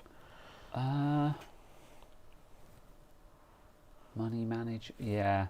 I don't know what this is, and Windows version Yeah. NT. What? well, it's enhanced NT, yeah. I mean, Windows XP is a version. XP is a version of Windows NT, as is Yeah, most sorry, I things, thought yeah. it just said Windows NT, and I was Yeah. just like, I see. Well, I'm curious as to the versioning because it says 3.95 enhanced NT, and I'm like, isn't Windows XP like NT 4.1 or something like that? I don't know. No, because 2000 is NT 5, and XP was 5.1. I think that's it. Yeah. Anyway, their Norton Internet Security has expired, so they're absolutely going to get owned. Okay, right. I'm closing this down. I am not dealing with this money manager stuff. I'm going to tell them to go. No, absolutely. But Yeah. like, the computer functions and the program opened. Yeah. I don't think there's any way they can migrate this information. I think they need to start a fresh set of books in just a modern accounting system. I think that would actually be their best way forward. Possibly, yeah. I think that's what I'm going to advise them to do, is just start a fresh set of books in a new accounting package and keep this as an archive. Yeah. Turn off.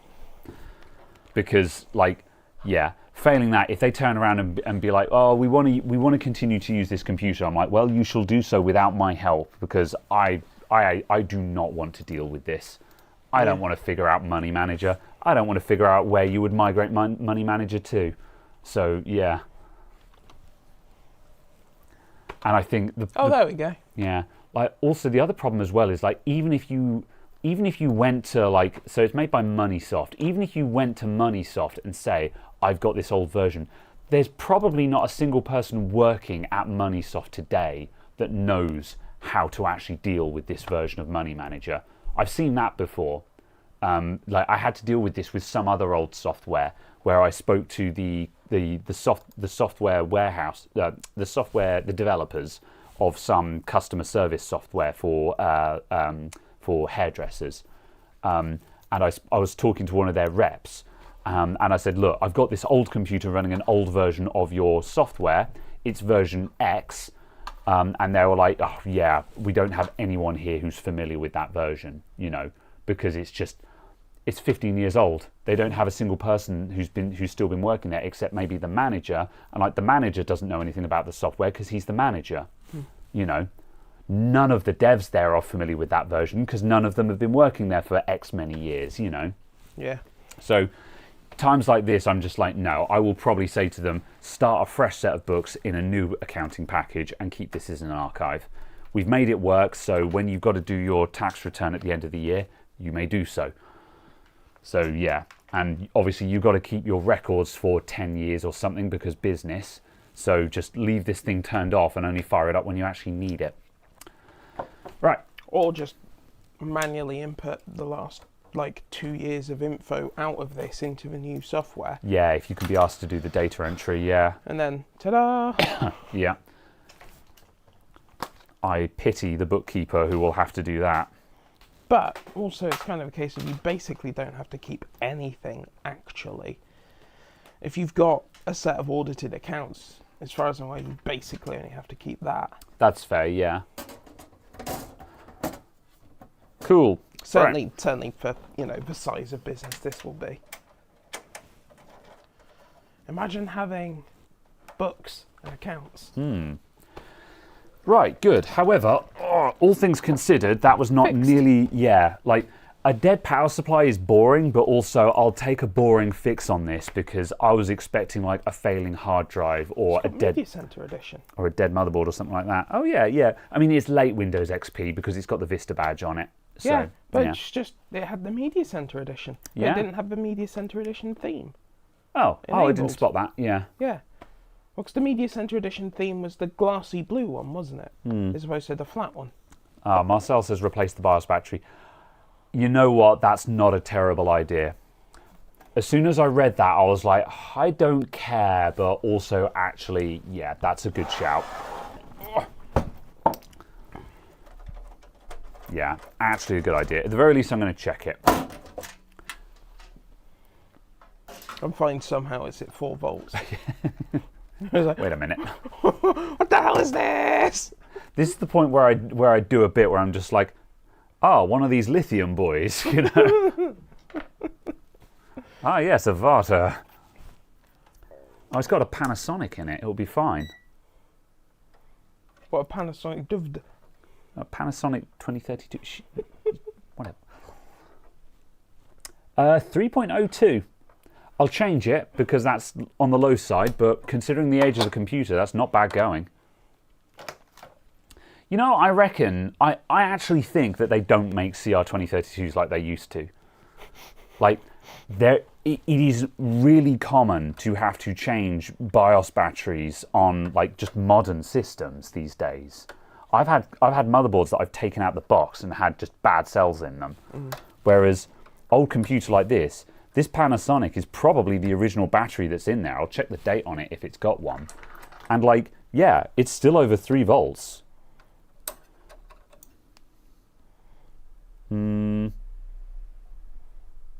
It's got 99 on the bat. No, that's not relevant. Yeah, no.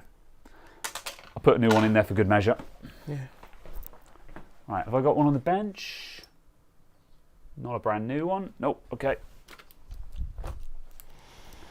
It also kind of. Time to make everyone angry by cutting toward myself. I wonder if also just more stuff does more draining on the whatever rail. If anything, it would be less, I would imagine. Do the bigger memory chips not need bigger energy? The BIOS battery does not power the BIOS chip, which is why it shouldn't even be called the BIOS battery. The BIOS chip is all it is. Yes, Lead Farmers called it the RTC crystal. All it does is keep a crystal running in the PCH, which runs on like microwatts kind of thing. So how does removing that battery do anything to anything else then? Because when you remove that, in a modern system, when you remove the BIOS battery and that voltage signal goes low, the PCH sees that voltage signal goes low and tells the BIOS chip to reset. Right. So the battery itself doesn't power the chip or have anything to do with clearing it. It just tells the PCH to do a BIOS clear. So it is possible to enter into a state where it's not possible to clear CMOS? Theoretically, if your PCH was malfunctioning, but at that point I would assume you've got a dead PCH, in which case you've probably got bigger problems. I don't know if, but yeah, I don't know if that's a thing that could happen per se. But yeah, now the BIOS settings are wiped out. Yeah, I'll check the date. I'll check this battery as well for good measure because I stick in cheap cells because who cares? 3.2, yeah.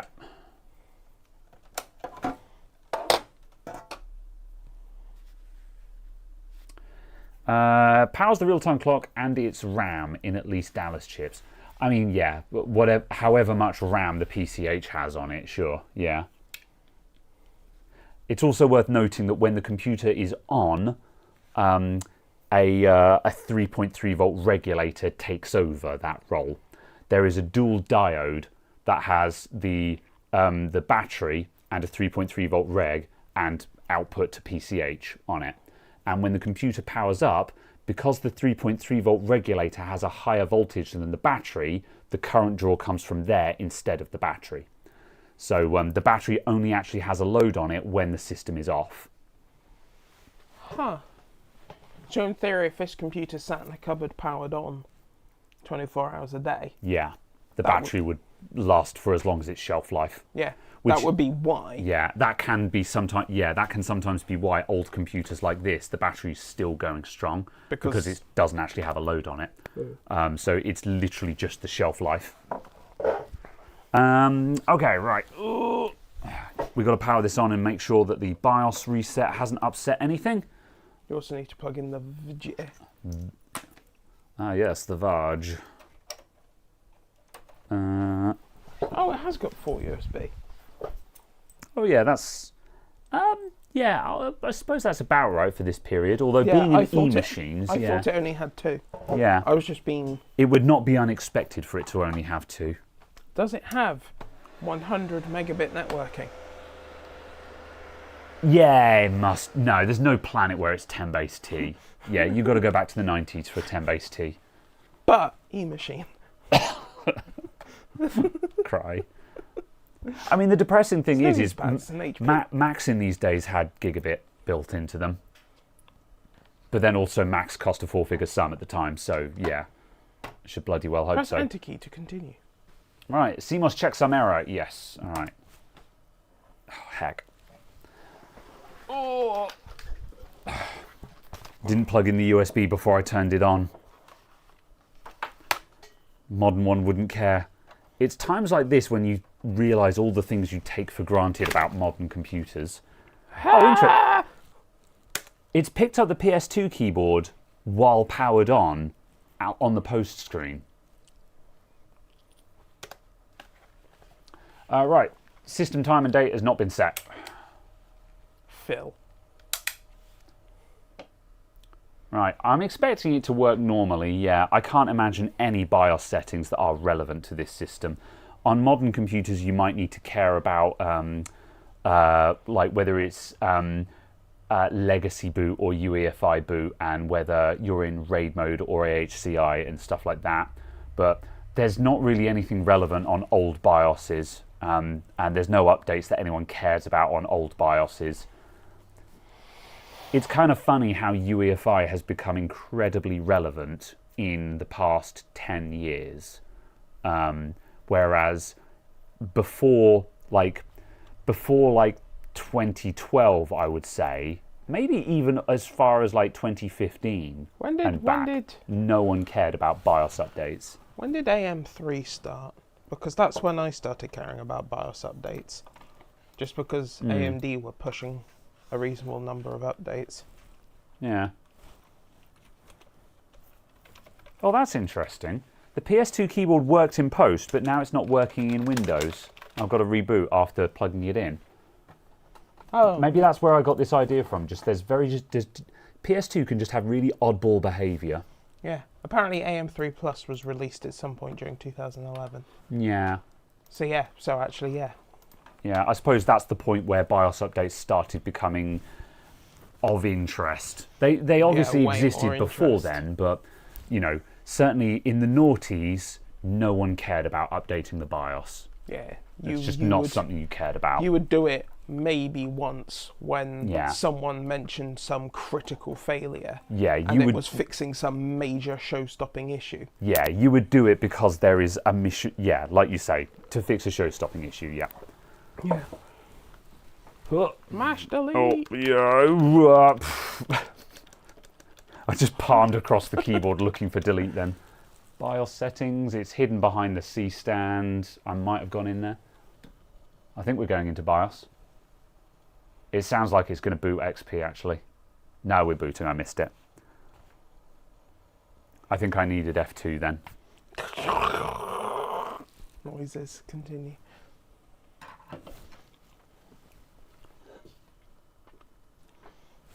I like hard drive seek noises. I don't. It's just a cool now. I like it as a sound. I think there are certain. Yes, there are certain ones that are a lot better.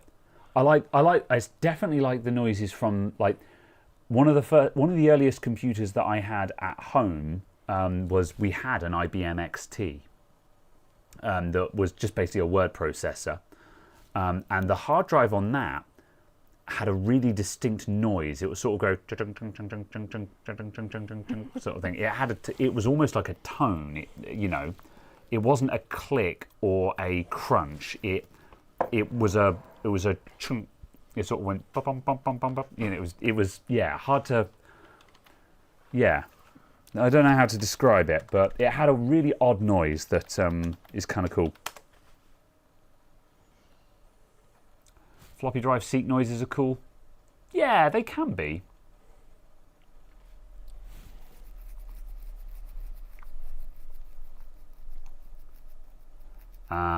Anyone in chat able to advise on how to recover a folder of photos and videos that was accidentally deleted and bypassed the recycle bin due to the folder size?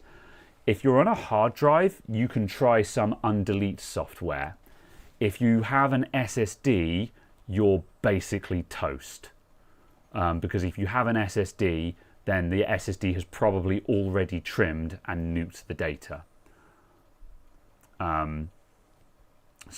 Yeah, if you have a hard drive, some basic data recovery that can do undelete will probably find it.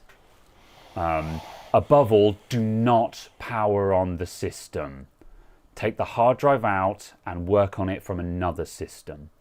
And some undelete software will probably save you.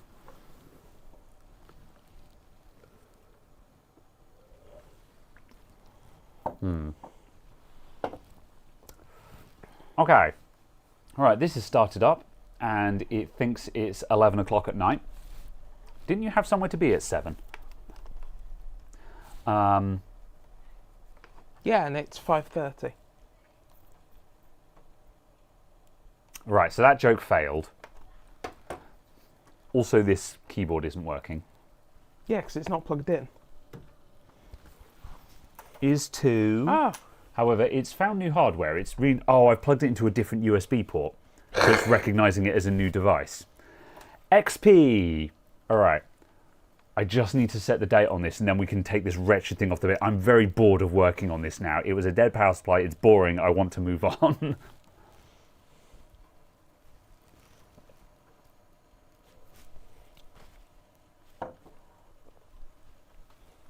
It's doing an awful lot of seeking. It is.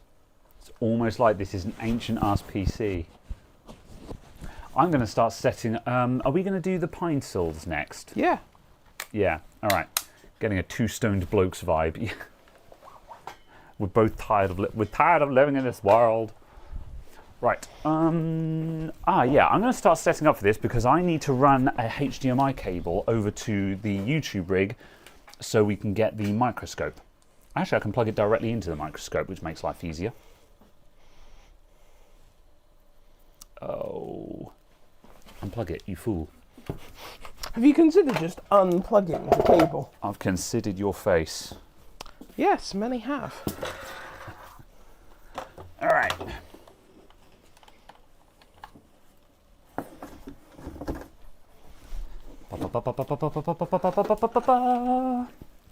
You will also need to plug in the capture card. Back to that. Because it is not plugged in. Okay. And capture card is now plugged in. All right, so I'll leave it to you to sort out the time and date on that. I am going to steal a stool, and I'm going to do this from the YouTube bench just because I couldn't be asked to move I couldn't be asked to carry a microscope over to that bench. 31st December 2003. I see. 2003.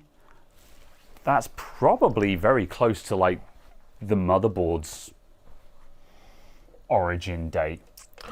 Windows Messenger. Oh, of course, because it was MSN Messenger became Windows Messenger, didn't it? Or was it the other way around? I thought it was the other way around. I forget now. But yeah.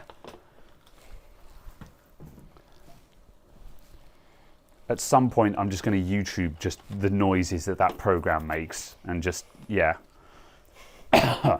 Right. power.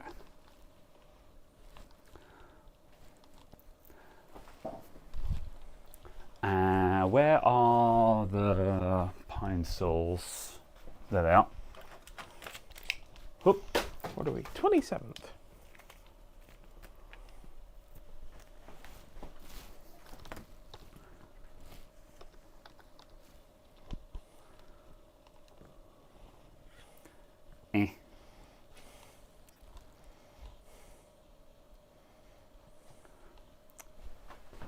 Right. And if I go to capture with face, EDGXR1, deactivate, reactivate. Pow. Okay, let's just leave that up and see how long that lasts. I'll leave you to man that table and keep an eye on that. Right, I'm going to start. Yes, I'm going to start disassembling this. It looks like it's operating at somewhere between 3 and 30 FPS. So this is my new scope. This is a Tomlov, and the behavior of it is really odd. I need to put. So you get this. It's currently spitting out like 30 FPS, but if I put an SD card in it, I stole the SD card yesterday because of reasons. Come on, get in there. There we go. If I put an SD card in it, whoops, and accidentally drop it down the mount. Right, focus. It has autofocus, which is kind of neat. Right, now if I start recording. Record. Record. There we go. Oh, and it's just turned off for capture? Oh, that's capturing. Oh, that's just done a... oh, that's the wrong thing. Hang on a minute. Record. It's turned off for capture? All right. There we go. Now it's back. Now we're at 60 FPS. Yeah. Just not about. Great F60, but a 60. Yeah. So... Ish. Oh, yeah. It's a bit... Oh, it's a bit how you doing. Yeah, it wasn't that bad when I was capturing it on this PC. I'm still figuring it out. Oh, now it's just... Yeah, I don't know. It'll come back in a sec. And it's just... Yeah, it's back again. I think it's the SD card I'm using is crap, so it's not recording properly. But the point is, it's supposed to output 1080p 60 or 4K, but it can only do that when it's recording to an SD card.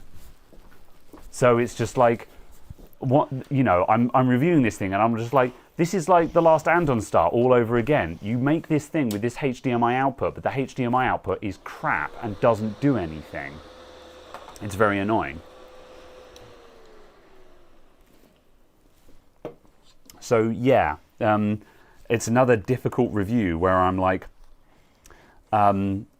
this thing technically does what it claims to do, but not in a way that a lot of people would want it to. Right, I'm just going to quickly disassemble this so we can get to the circuit board. This will make... yeah, we're a bit too close in at the moment, but I'm not setting up any other cameras, so roll with me.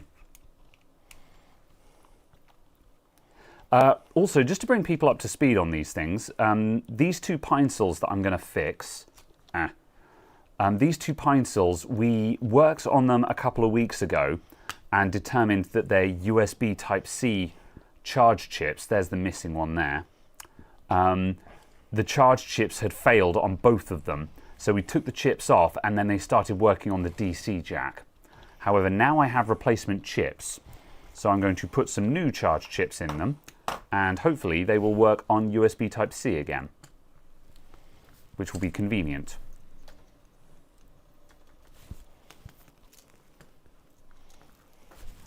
All right, there we go.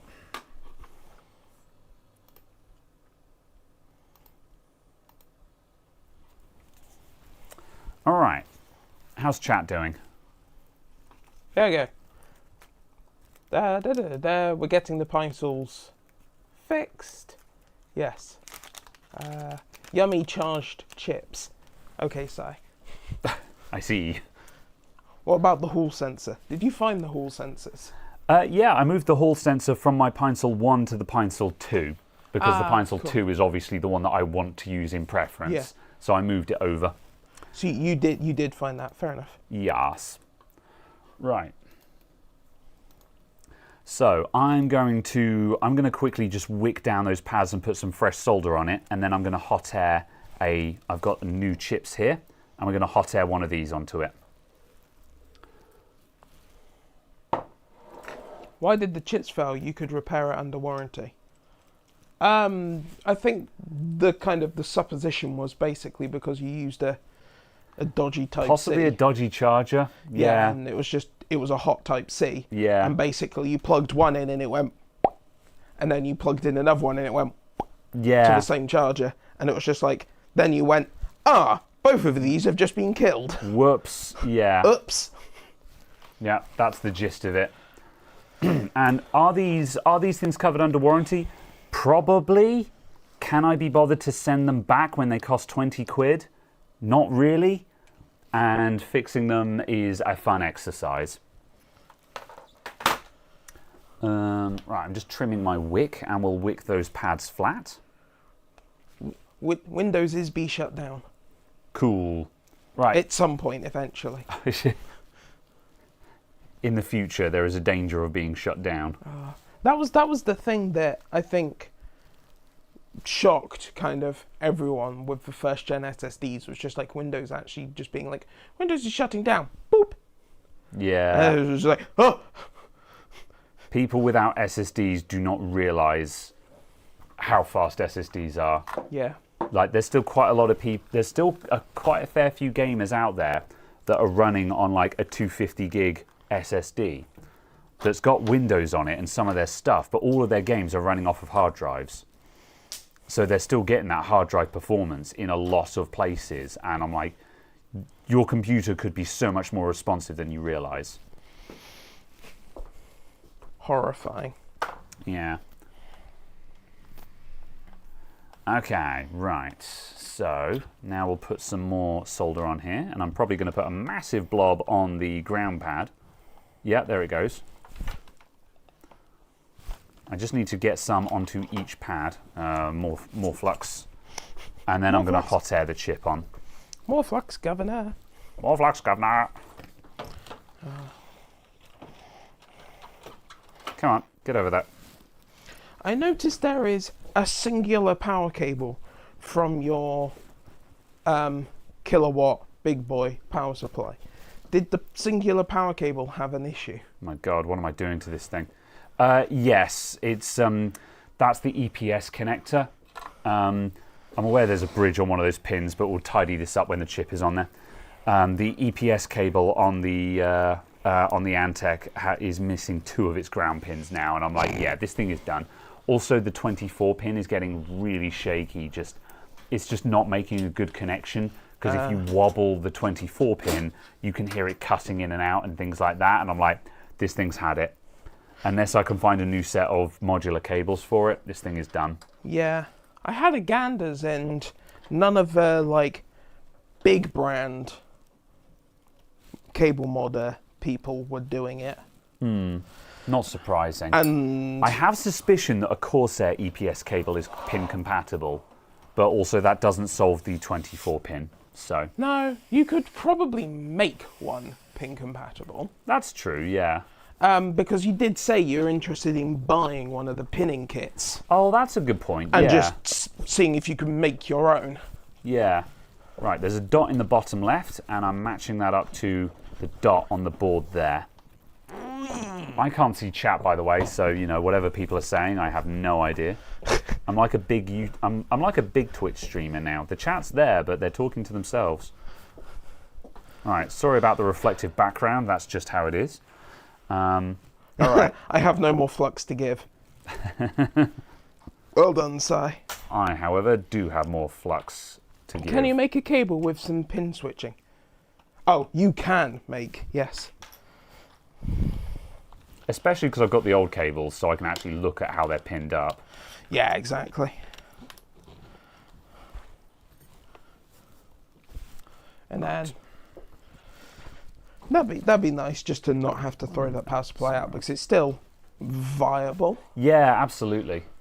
But also, like, if it's actually a problem, obviously you've still got a kilowatt power supply over on the test bench. Yes. So if you actually needed a kilowatt. Oh my god, what is this nozzle I've got on here? My nozzle, it's bent, it's twisted. No, I've got like a 10mm nozzle on here, and it's just like, what the hell was I doing? Crimes or fixing an Xbox. Yeah. There we go. Alright, here comes the hot air. Here come the drums, here come the drums. Oh no, it's gone sideways. Graham smells. Graham has a huge head. Graham has a huge what? Graham has a huge what? Over? Now you have to finish every message with over, over. I think this is stupid. I think this is stupid what, over? You're breaking up. You're breaking Alright. up what? Over? Alright, that's on. Oh shit, I didn't move the screen. Oh, I've probably just cooked the screen. No! Oh! Oh no! Oh! Oh no! Oh! God damn it! Oh dear!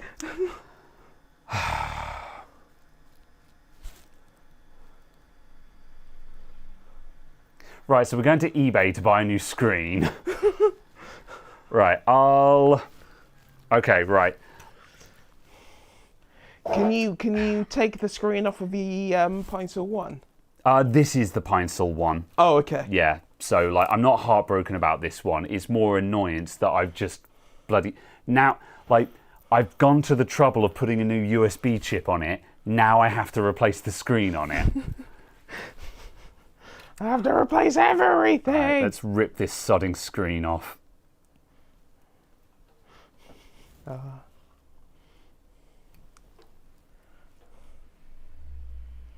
Turn up gaming with the super chat. Speaking of mechanical sounds, I weirdly like the sound of my PlayStation 2 Slim's disc spindle motor when I play a silver PS2 game, and the sound of a laser's motor when it reads the game disc. DVD drives, yeah, and optical drives make pleasing noises. They make a very pleasing kind of noise. Yeah, the good ones. Yeah, and then you had the as cheap opposed ones, to which were sound just like like a bag of nails. Yeah, the cheap ones, which were just like. It was like, huh. I'm not sure if you're scratching my disc up or not. Yes.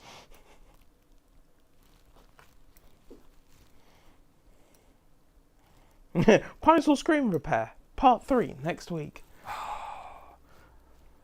Do people want to see me put the new screen? I've done a video on replacing the screen on a Pinel before.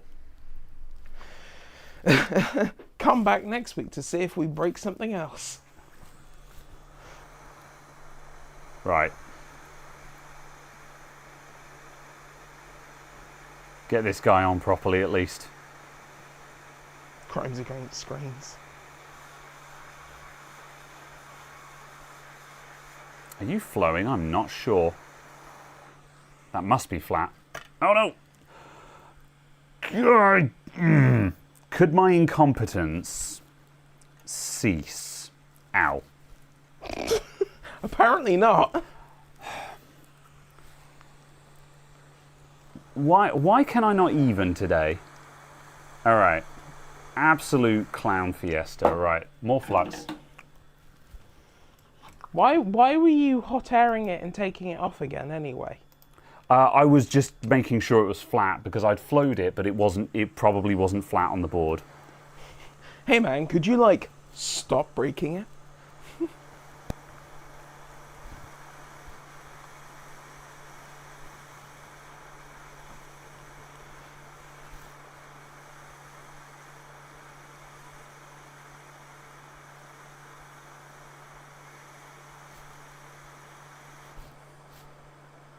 Right, and it goes solid. Also, just like the legibility of the image out of this microscope is not good. It's because of the hard drive cover that I'm using. I need to. It's just very low anything. Yeah, like. Hold on, let me sort this out. Yeah. No, yeah. absolutely. Do the All right, actual here we repair go. first. Right, let's do this.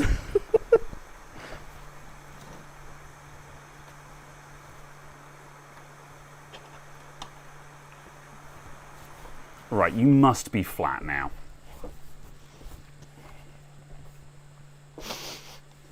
I smell burning. No, you don't.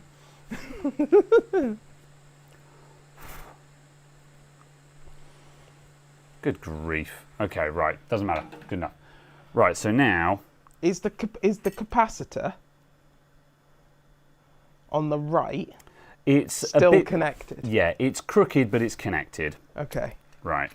I've cooked everything on here. What a clown fiesta. Absolutely ridiculous. Right. Right, more flux. Run the soldering iron around there, and it'll be fine. And what I can do, the screen on it is obviously busted and removed now, but have I cooked the buttons as well? Oh, they're okay. It's a little singed, but it's still good. The buttons are slightly on fire. Yeah, I can put power on it, and like I can just see from the power draw and whether it heats up if it's actually working or not. So. Yes.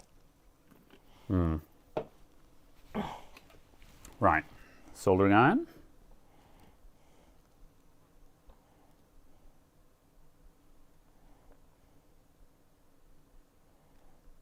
My God, that barrel jack is holding so much heat. I'm just heat sinking it into my thumb. Yeah, basically. So let's turn that around so I can hold the other end of the board. Right, is that 3 pins? Yeah, it is. That's actually basically fine.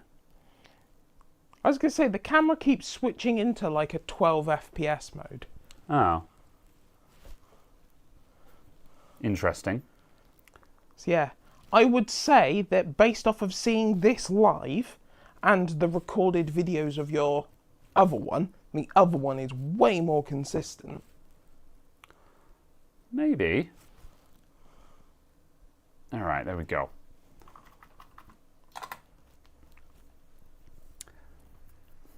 Yeah, I need to, yeah, as I say, if I clear what I'll do in a minute, I'll just quickly format the SD card I've put in here so we can record to it, so we see it when it's in recording mode, and the performance should jump up.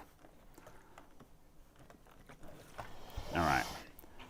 Let's just clean up these crimes that I've committed here first. Oh, there's a massive solder blob on that top pin, but like, it's fine. It's not bridging to anything, so. There's massive solder blobs, but those are fine. Those are unimportant solder blobs. I think those pins are connected together anyway, so Ha! actually doesn't matter.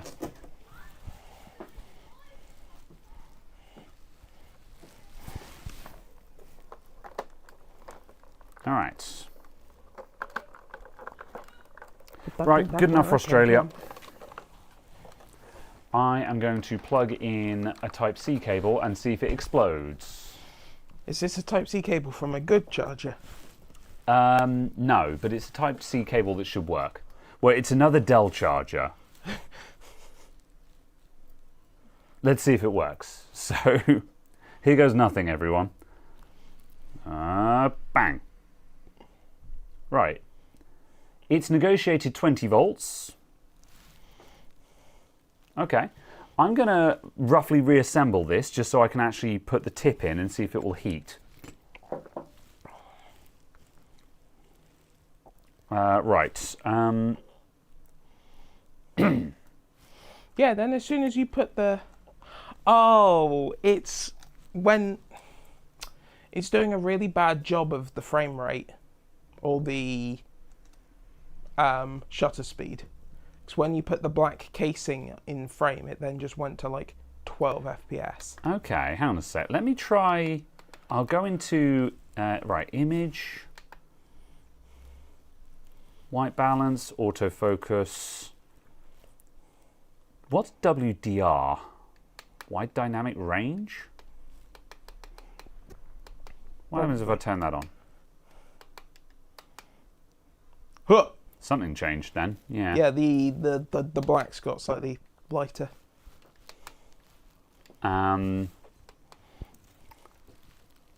Frequency, sharpness, saturation, return.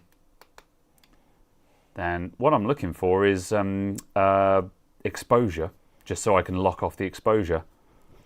But I don't see auto exposure. Right, okay, that's fine. What about the memory card? Can I format the memory card? Format, there it is. Okay. Card error. Okay, I think this card is goosed. Right, I know where there's another card.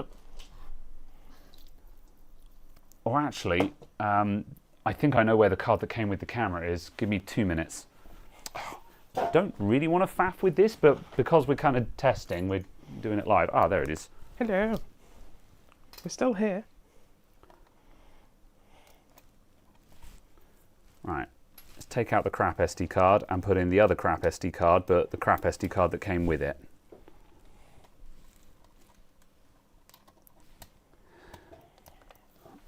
Oops, I accidentally powered off. Very helpful. Oh, we've still got. Oh, there we go. We've still got an image, so it just turned off the display. All right, menu, format, okay, processing. All right, good. There we go. Right, bounce out of the menus. Right, so let's try that again. So now, start recording, and it's shifting modes. All right, so now we're recording. And the frame rate should have increased, although I don't know if we're capturing at 30 FPS. I think we're capturing... No, we're at 60. I've manually set it to 60. Oh, okay, yeah, because that's not 60 on, No. on there, is it? Yeah. No. Although it's not 60 on my screen either. It's, I don't know, it's got a mind of its own, man. Yeah. It is less consistent. Yeah, it feels like it's dropping into night mode or something like that. Yeah. Which is funny, 'cause, like when I was doing some initial testing with it, it was kind of fine. It seemed better, but obviously, yeah. Oh, hold on, I'm at 4K 30. That's why. Oh, yes. Yeah, that explains a lot. Right, hang on a sec. Let's stop that. The 4K 30 mode will not be 60 FPS. No, Because because like I haven't been able to get 4K out of the HDMI port anyway, so I don't think that's possible. Oh, heck, menu.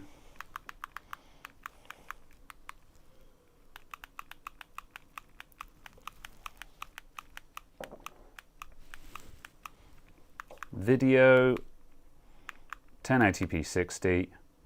Oh, that just flashed. Right. Oh boy, that's definitely lower resolution. Interesting. It's Right, gone ever so slightly record. fuzzy. Right, now, there we go. There's 60 FPS. Oh yeah, there we go. Yeah, now we've got 60 FPS. It's an inconsistent 60 because there's hitching in it.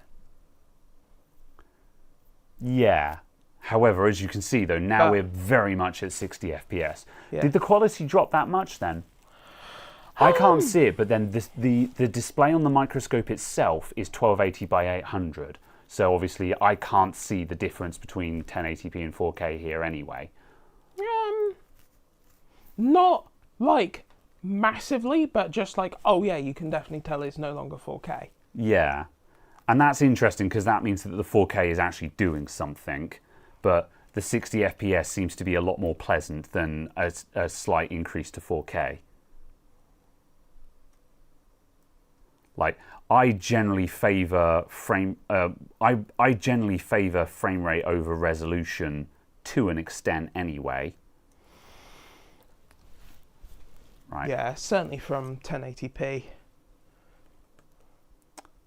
That's the wrong screw. Why doesn't this work? Ah, it's the wrong screw. Yeah.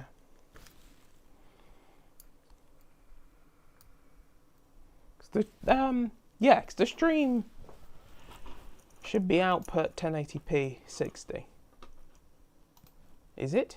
Yes. Yeah, good.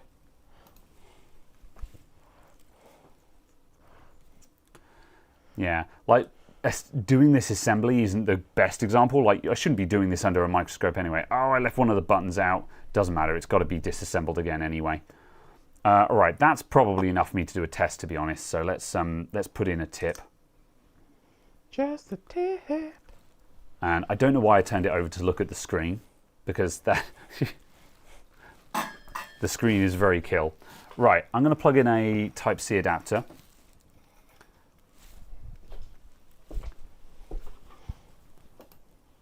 Right, 11 milliamps, that doesn't sound right, but I'm now going to press the plus button to see if it starts heating. Yeah, it's heating. Okay. Yeah, it's pulling 2 amps at 20 volts, so that's definitely heating the tip. So yeah, that Type-C chip is working. It's just I've butchered it in other ways now because I'm a genius. So yeah. Okay, right, well, What? that was kind of rubbish. Let's oh damn it, I'm going to quickly put that button in because it means I can reassemble the iron and not have pieces everywhere. Annoying.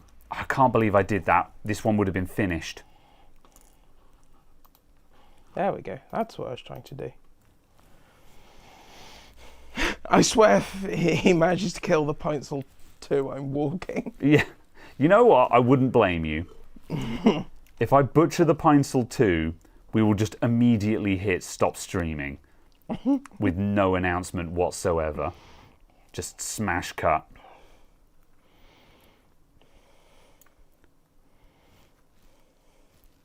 Don't you have a dead Pinel somewhere? Yeah, it's the one in Graham's hands at the moment with the cook screen. Ah.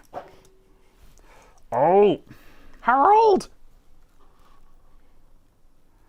I might just suggest that we come off of the microscope for a sec, just because I'm trying to do this under the microscope, and this is just... You have a rudimentary bench cam. What have you... Oh. You've been faffing around me, but I haven't been paying any attention to what you've actually been doing.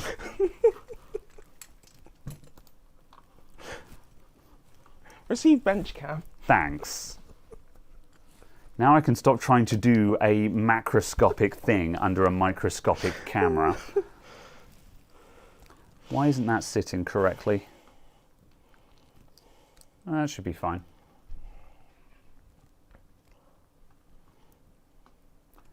All right.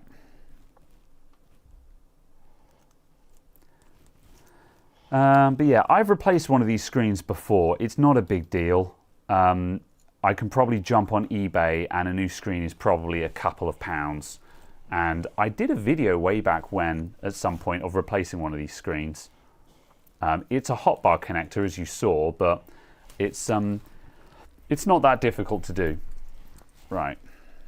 I've no idea if I'm on shot. Yeah, I am. We're fine. Cool. It's a very wide angle.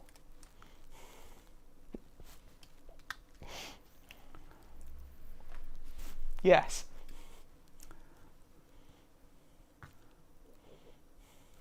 Long screw goes in the top.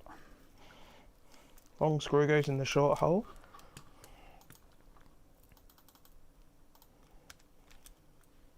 Oh, that didn't actually take.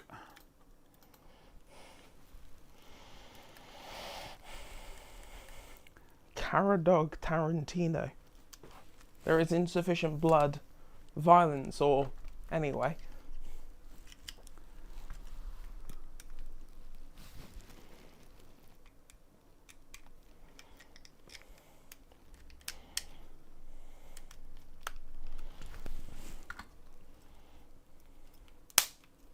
Crunch.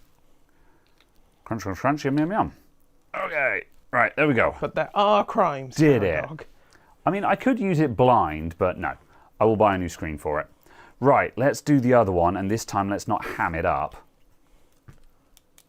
So does that mean you're going to take the screen out first?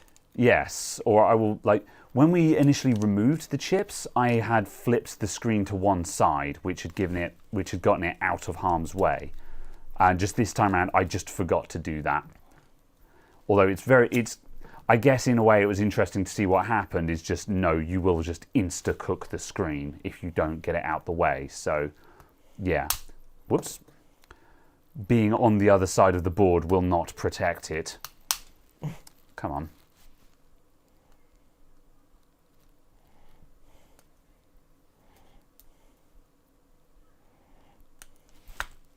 There we go. Open.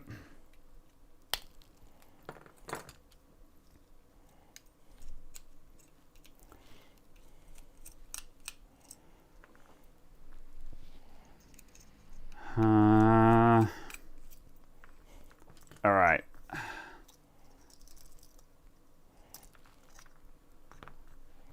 Buttons, contacts, board. All right. So now what I didn't do last time, I just need to just very gently lever that guy up and flip very it out gently. the way. Oh, it snapped. Yeah. All right. Okay. Yeah, I must have been just freehanding it last time. Doesn't matter. Okay, and let's see. I'm going to grab the little, just to avoid the issue we've got of the overexposure. Normally it's not an issue because, let's use the little one. So normally the overexposure that we get, stand by, scrunkling noises. Scrunkling? Yep. Normally the overexposure we get from the hard drive lid that I use isn't a problem because the PCB covers it up. However, because I'm working on a tiny PCB here, we're getting massive reflections off of the PCB, which is causing overexposure. So what I'm going to do is use one of these silicon mats that Selfman sent in, and now we've got this delightfully blue view. This mat won't handle the heat very well, which is why I haven't been using them. But if it gets cooked, then so be it. We're on Microscope. Ah, cool. I'm just attempting to make the bench cam more useful. I want to like these silicon mats because look at that lovely flat blue background. That looks great. But yeah, just the issue is though yeah, this will just bubble when I put heat on it. So okay, right, time for wicking. So I'm going to add some solder and then wick it down. Does this Microscope have a battery in it? It does. I'm running it on the battery at the moment just because of reasons, but I can plug in USB power as well. Also just because I'm curious as to how long the battery actually lasts. Huh. I don't know how much I care about it having a battery. It's kind of interesting though, you know, because it means you could hypothetically use it portable kind of thing. Yeah. I'll fix that bridge in a minute.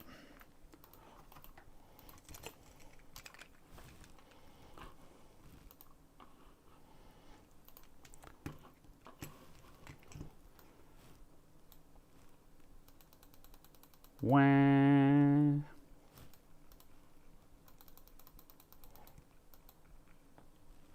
There we go.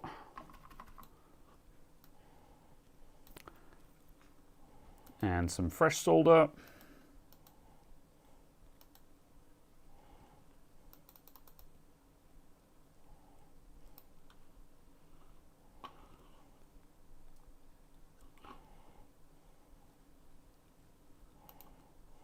Come on. I hate it when all the solder is just going to the center pad and not onto any of the pins.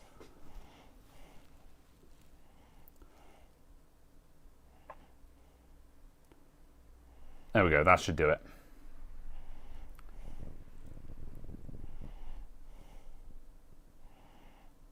Are you bridging capacitors now? Apparently, yes. If I clean your iron, Graham, good grief. You know the solution to this. Stop it. There we go. Also flux. Right. More flux, governor. Blech. Good Lord. And where did the chips go? There they are.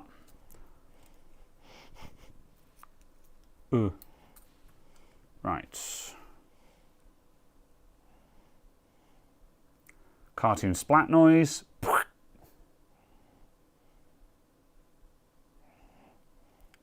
That's a Deltarune joke for anyone who doesn't know what I'm talking about. And Deltarune is a game for anyone who doesn't know what I'm talking about. I remember the time I got someone talking and they said, oh, I like Deltarune. And I went, oh, really? My friends just played that. And then they spoke non-stop for 9 hours. Oh, no. And you think I'm joking? And you were just like, I was just being polite. I was really interested for the first, 15 minutes. Some people are just very bad at gauging when they're just overloading someone. Where did you get these from? Was this eBay? Yes. They were eBay China, to be exact. They were available on DigiKey and stuff like that, but they ended up being slightly more expensive, and I was like, just eBay to victory. Right. So the silicon mat has just bubbled up and is now pushing the board onto its side. So now I've got to hold it down again.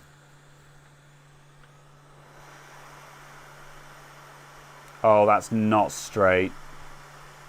Oh, no. I'll try moving to another spot on the mat where it's not bubbling. This is why these mats are no good. This is a perfect example of why these mats don't work.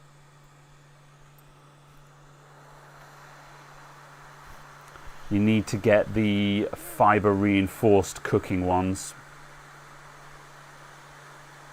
All right, that's on. I'm committing to that.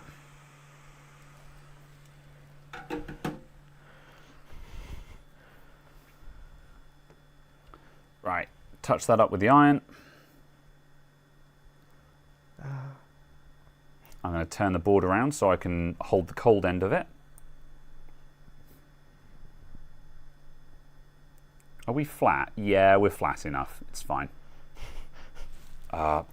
I've got to wait for the mat to cool down because otherwise I'm going to cook the screen again. Ow. Everything is too hot. I'm going to step away for 30 seconds. Should we just go back to face cam for a sec? Pow. Hello. Hello again. I'm just going to wait for everything there to cool down.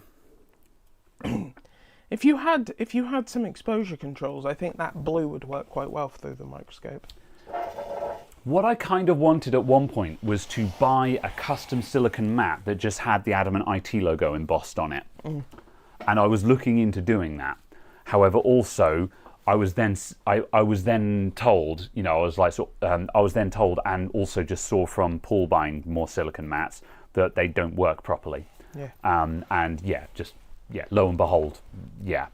Do you need the hard ones? So Paul, the ones that people use as effectively the oven mitts. Pretty much, I think so. Yeah. So you need something that's really thick, or failing that, the mat that Paul Daniels uses is a clear silicon mat with fiber strands going through it, and the fiber strands stop it from being able to bubble up. But it's like rebar in concrete. And that's what you want. You want the cooking mats because they don't bubble.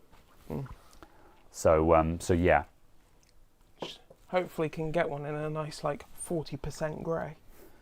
It would be nice to have it in a nice colour like blue, but yeah, 40% grey was kind of what I had in mind as well.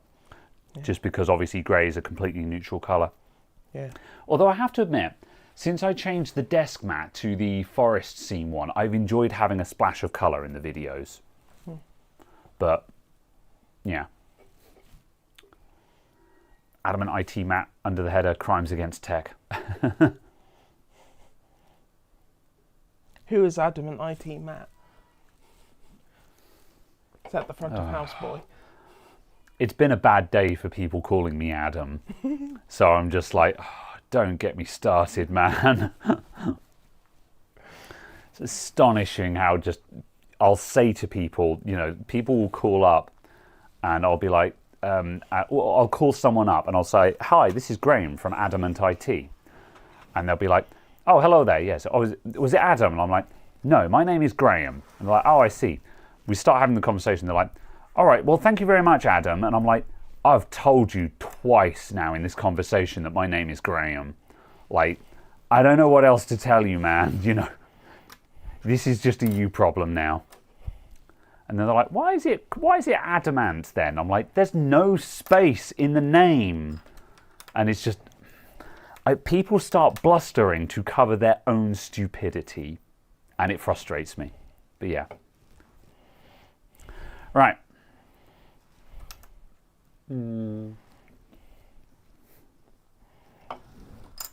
Isn't your name Adam Ant? I can't believe this. Right, I'm going to go over and resume in just a moment. I'm waiting to see if you've just solved this because you're on your way. And I'm like, has he done it? Oh no, he's copying the picture. Yeah, Never mind. I'm copying the immediately picture. going back to the bench now. I was about to be impressed because you were moving with such confidence. I was like, did you just have a moment of clarity? No, you're looking at the answer. Yeah, absolutely. It's not quite as tight as I'd want. Part of me is kind of tempted just to mount it on board, just so it can be like mounted somewhere on display. Yeah. Because like I'm not going to sit and do a puzzle every 5 minutes, you know. People, how can people correct Psy on Psy's name given there isn't any other thing other than Psytech? Unless they're going Psytech. Tech. All right, go back to the microphone. Go back to the microphone view, please. Pow. All right, so let's tidy up this chip here. More flux.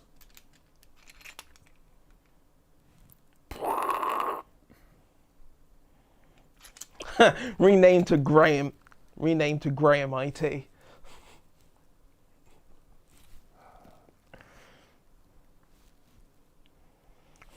No, all of my SEO work for nothing.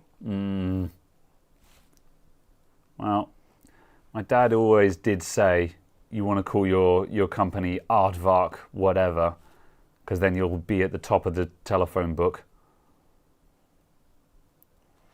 There we go. Beautiful.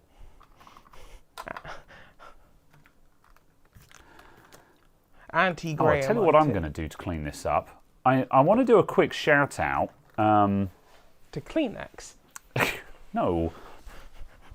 For helping me clean To up after my VR. a cardboard box that I put somewhere. Oh, oh, there it is. Do you just want to go to Facecam a sec? Pow!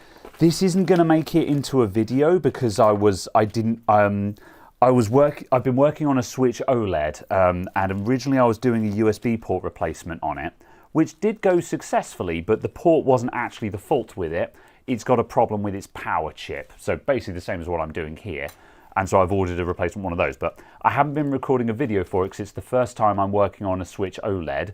And stuff like this, I'm like, no, I need to focus now. I need to focus on this one. The next time I do one, I'll make a video of it.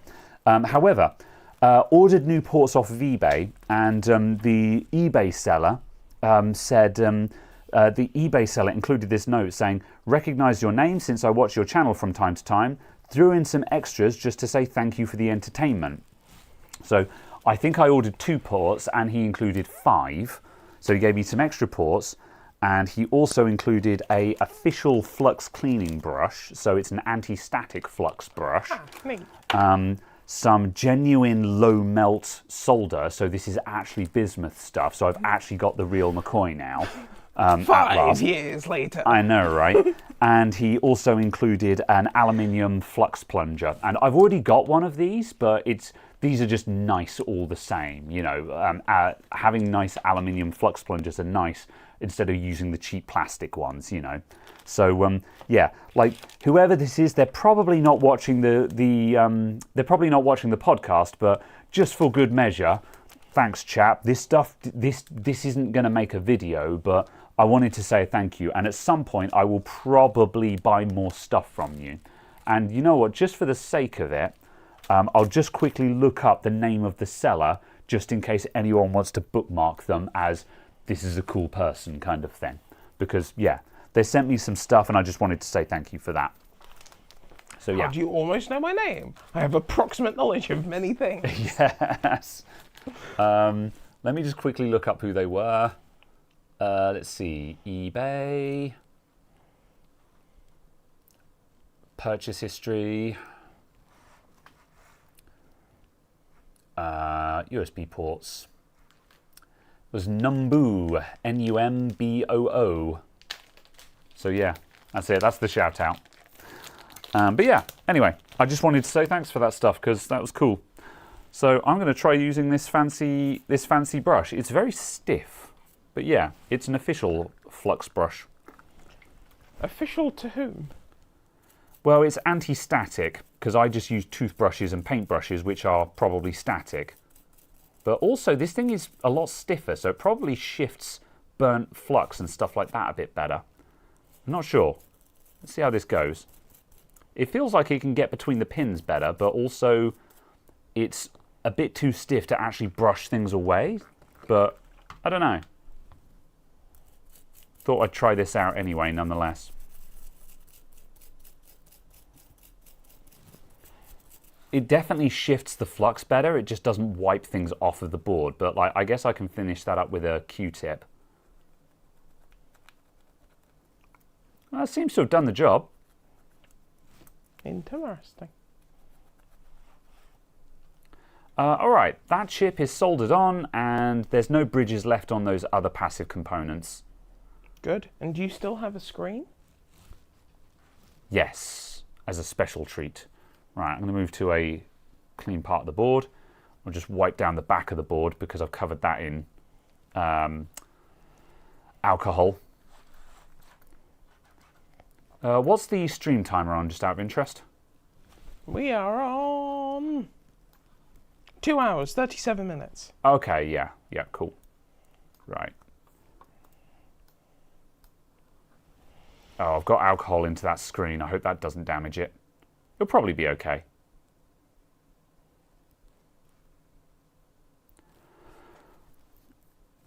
It's also 6:22 p.m. The sound at the next beep.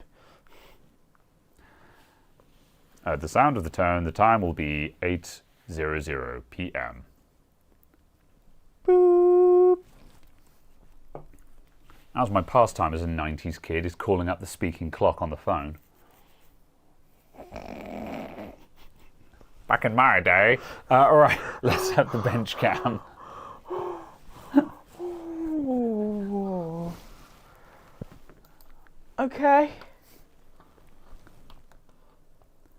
I'm entertaining and interesting.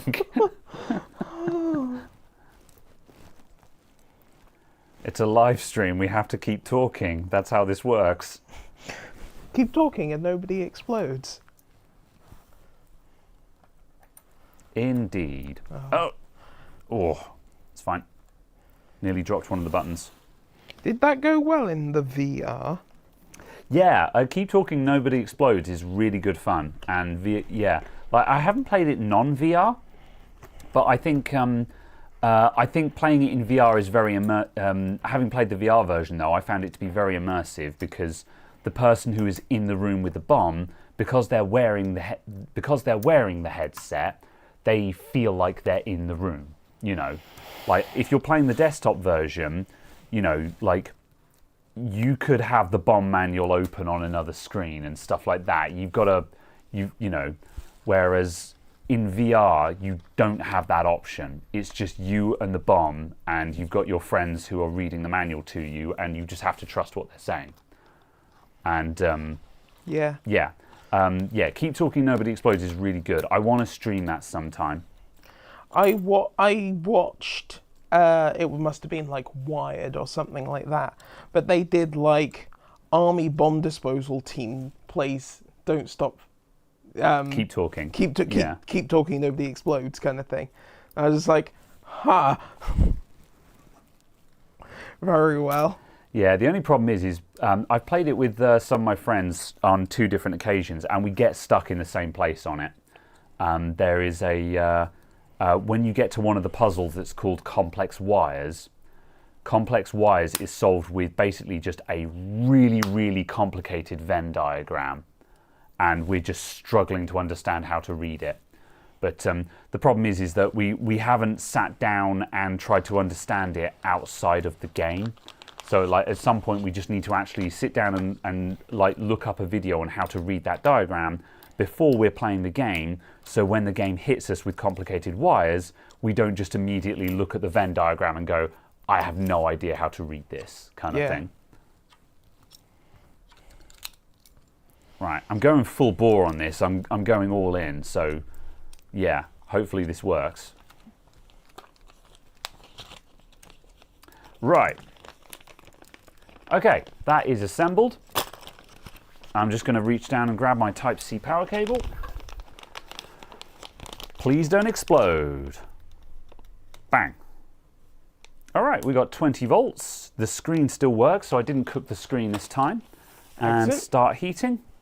And it's heating. And it's pulling 3 amps at 20 volts. Sweet. So this one works. See, that's really annoying. That would have been 2 wins had I not cooked that screen. I'm really annoyed about that. Like, that was just because I forgot to move the screen.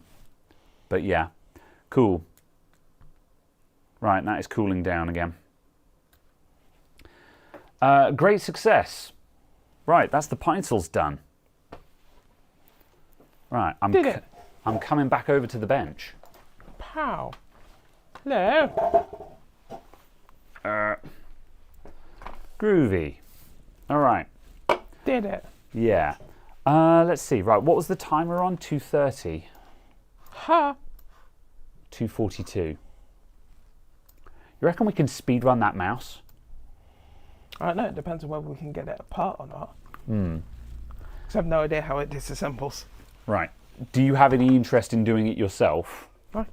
Okay. In that case, I'll see if I can speedrun that mouse. Ah. The screen just turned off. It did.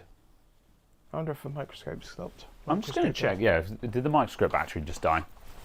Yeah, it did. It was on 2 bars, so yeah, that's obviously a bit of a pessimistic thing, but that probably just gave us like an hour. It wasn't a full battery anyway, Yeah. so that probably gave us about an hour minimum. So that's enough to do a session, you know. If you need longer than that with it, you should be sorting out some other power source.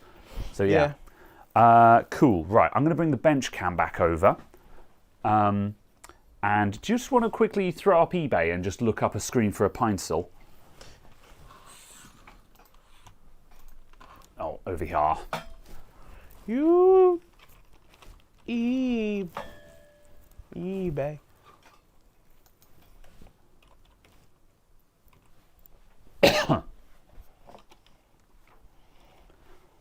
Nope.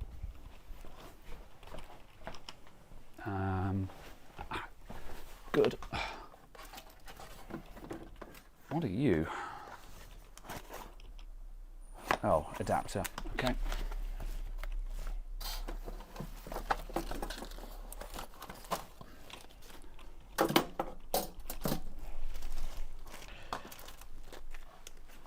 Whoop.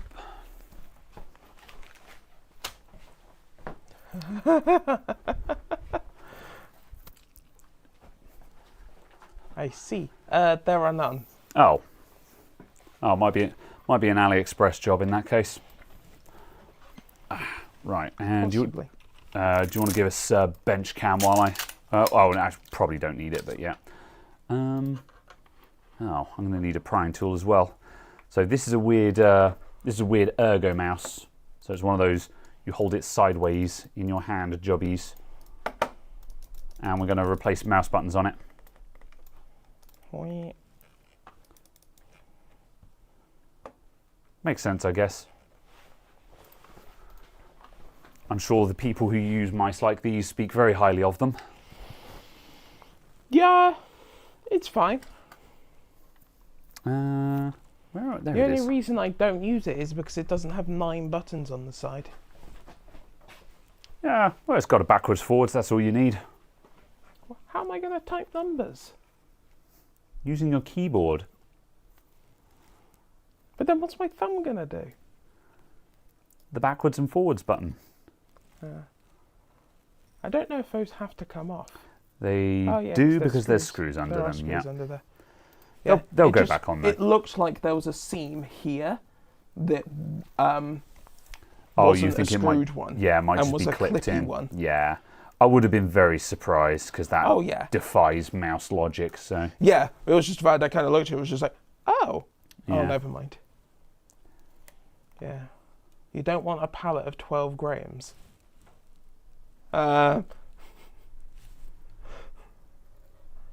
What? I don't know how to respond to this. There we go. There you go. All right. We because the Logitech software allows you to rebind the software, the clicks and so on. Rebound it so the top button just inserts a random emoji.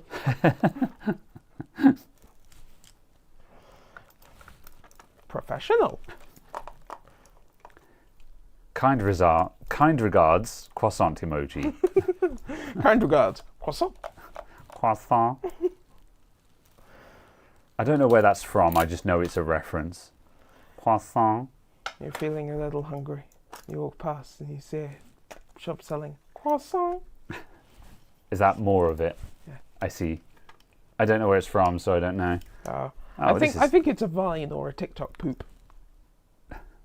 Fair enough. Look at the dinky little battery in it. It's Is it adorable. like 2 milliamp hours? It is 240 milliamp Oh, hours. excellent. Is it puffy? No, it looks like it's in good condition. Excellent. 240 is not bad for a cell of that size. I'm surprised. I thought that was going to be a 200. Do you think you could retrofit like a 1 amp cell in there? You could definitely put something bigger in there. Battery life of a month. Yeah, like it's got this sort of square bracket holding the battery in place. If you cut that out so you weren't restricted by this enclosure size, you could probably get I could see, yeah, maybe a 1 amp hour, probably like at least an 800, you know. I don't have them in stock, but I've got on order some 800 milliamp hour cells for some slime trackers, and I'd imagine one of those, you could cram one of those in there. So you could definitely like triple the capacity of this thing. My battery lasts 9 months. Yeah. Can you get an 18650 in there? Absolutely not. No. Yeah. Right, I want the clickers, which is, oh my God. All right. So this is like a 3-piece arrangement. So we've got more screws, and then like another frame is going to come out. Zoom. Good heavens.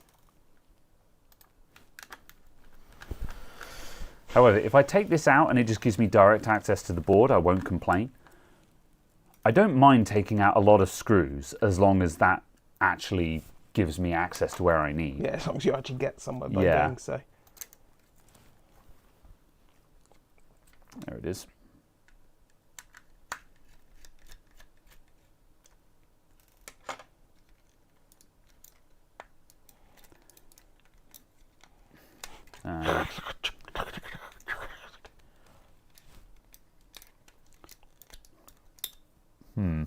Wait. But wait, there's more.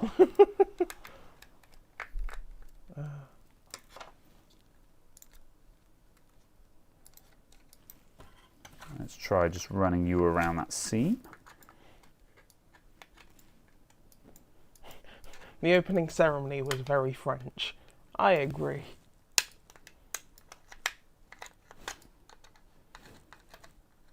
Especially French. Did you find any switches? Ah, yes.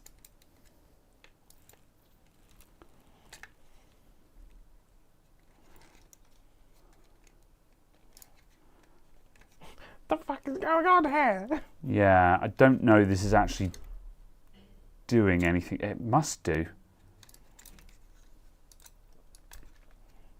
This is exactly what I was a bit concerned about for a moment. Is this is like trying to take apart my not the. I think it's the Hero. The mouse that I've got over there. Ah, all right.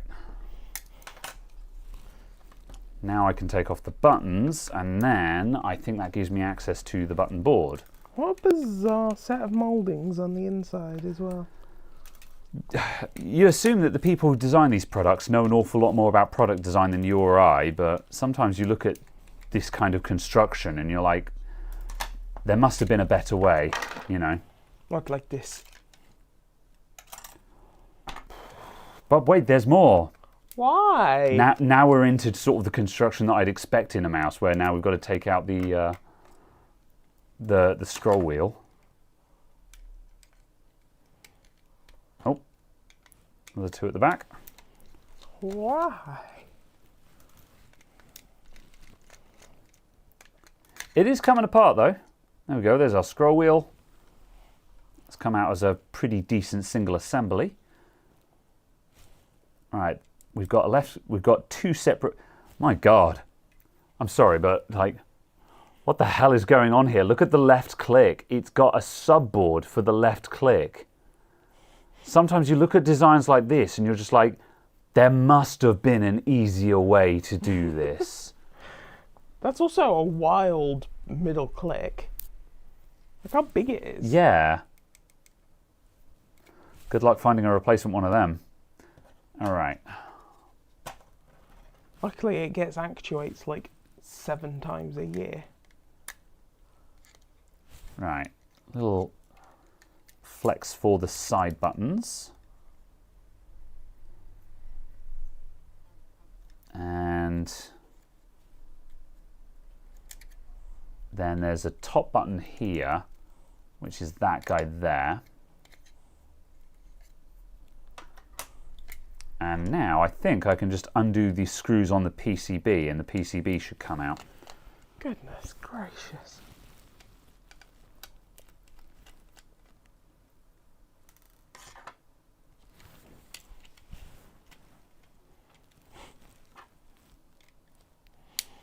True. It's holding you in. Oh, there's another screw. At least they use screws. Yeah, well, that's just it. Like I say, there's an obnoxious number of screws here, but it is all just coming apart. There we go. All right, and we have a board. So how's the right click? Is the right click fine? Well, are we going to do both of them because we're here? Yeah, cool. All right. Because also then it will be balanced. Yeah, that makes sense. Right, what switches do you want to use? We got Can we remember red. which one was the lighter one of the two? We've got turquoise and we've got clear. I think turquoise. Should it be turquoise? Genuine question. I keep getting called out for saying turquoise. And I don't know what I'm saying wrong. Croissant? Well, how should I... How do you say it then? Is it turquoise? Turquoise? I don't know what I'm doing wrong. You've poisoned me now.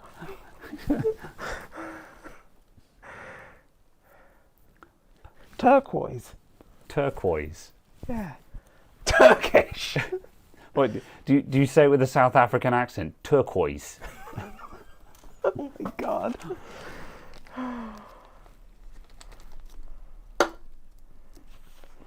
My turquoise car that I drove around Joburg. Right. Talks bit. Talks. Turquoise. Whew. Right. So I'm going to take out these switches now. I'm going to try and mount this up somehow. How are you going to take them out? I'm going to use a soldering iron. As luck would have it, I've got 2 soldering irons that can be battery powered. This is really awkward to clamp, so I'm just...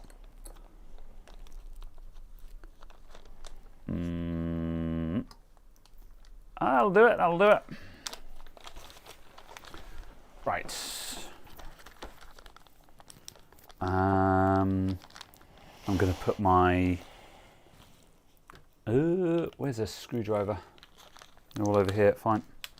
Need that. I need a USB cable. Find out if this one's any good. That looks like a USB 2 cable. Let's find out if that will actually do 60 watts.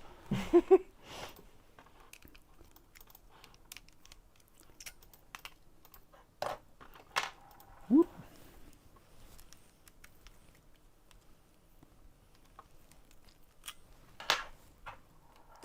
Right, I'm sticking the D24 tip on this because D24 is very cozy for just through-hole stuff. And also, I don't think, normally I use a TSKU, which is a knife edge, but I don't think I've got a knife edge in good condition for the Pine Sols. Oh, interesting. Pine 64 make earbuds as well. I didn't realise that. Ah, kind of neat. Yeah. Right, that seems to be powering. I'll just get my solder as well. Cool. Right, am I on shot? You are. Look at that. Spot Very on. nice. Okay, right. Iron is heating. I don't think we're getting 60 watts out of this, but it's doing something, so. The Pine Tab 2 running Arch, of course it is. Arch, by the way. Right, I'm just going to wet these joints with some fresh solder, and then I'm going to... I don't think I can rake this. I think I'm going to go for the walk. I'm going to need some pliers if I'm going to walk it out. Also, it's not super obvious, but I don't think that Pine sell the screen themselves. Yeah, I can't remember where I got the last one from. I thought I got it from eBay, but maybe I got it from AliExpress. Yeah. But yeah, it definitely exists because I've done it. I've got one before. Oh, this is extremely awkward to clamp in any kind of way. Oh, actually, if I clamped the switch itself, then I can just lift up the PCB instead. That'll do.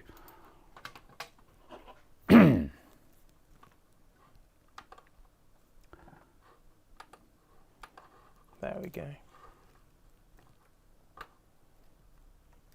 Whoop! Wow, that was quick. Didn't expect it to go that easily. That's the first switch off.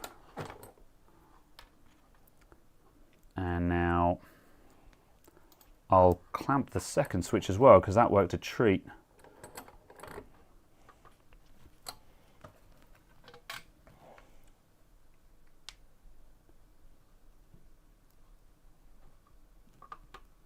Hello, there we go.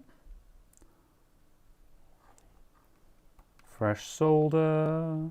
Have I got a massive solder blob on the back of that? Yeah, I have. I haven't used this tip for ages.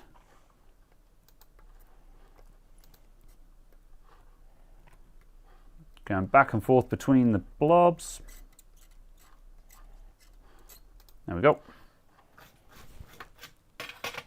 Interesting. And that's the other one off. All right, I'm going to quickly grab my wick and just try and clear those holes. Oh yeah, there should be a pack of the TTC Gold somewhere. Do you want me to have another look on the shelf while I'm up? No. I was just like, oh yeah, there should be yet another pack.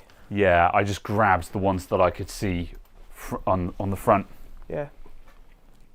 Right. Flux.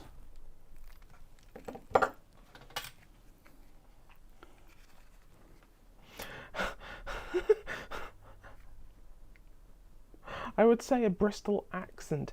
That turquoise is Gert Lush, mate. Gert Lush. What does that mean?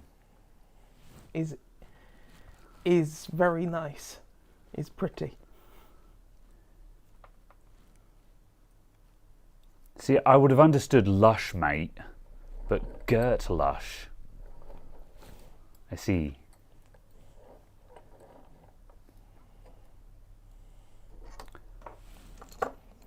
Right, clearing these holes.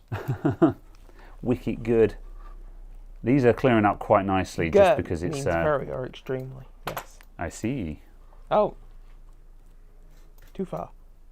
Ah, right. Where did I? Oh, did I not bring them over? All right. Oh. Trim the wick.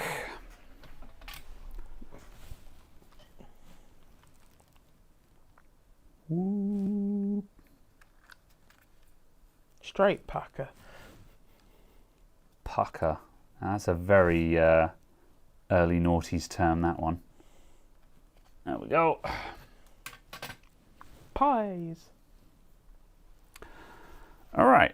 Okay, I take it we're using these clears. So what are these? What are these clears then? These are Kale switches. They are apparently Kale 8.0s, I see. which are Go that way up. slightly, which are the, I think, lightest of the three that we've got here. Oh, going for a light touch then. Yeah, just because the mouse is sideways. I suppose, So I yeah. thought if you got a really heavy switch, you're more likely to move where you're clicking.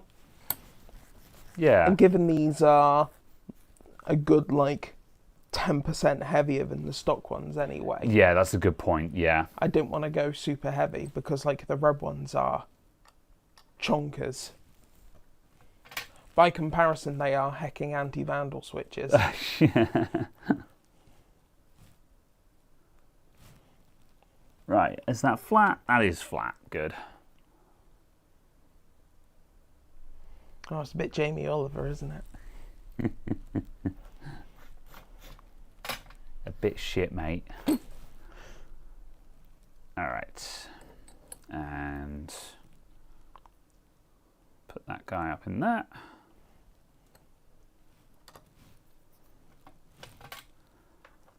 Do one hole.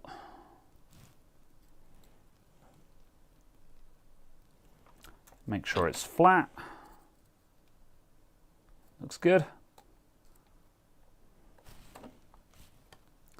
Do the others. I wonder how he pronounces jalapeno. Jalapeno.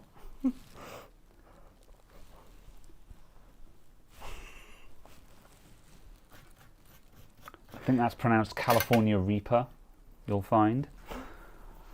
All right, I'm going to brush away that flux. Bad? How am I bad? I'm reading English. Oh, you're gonna tell me it's Jalapenos. actually pronounced Gialapeno. Is it chorizo or chorizo? Depends. Am I speaking English? That's a trick answer as well.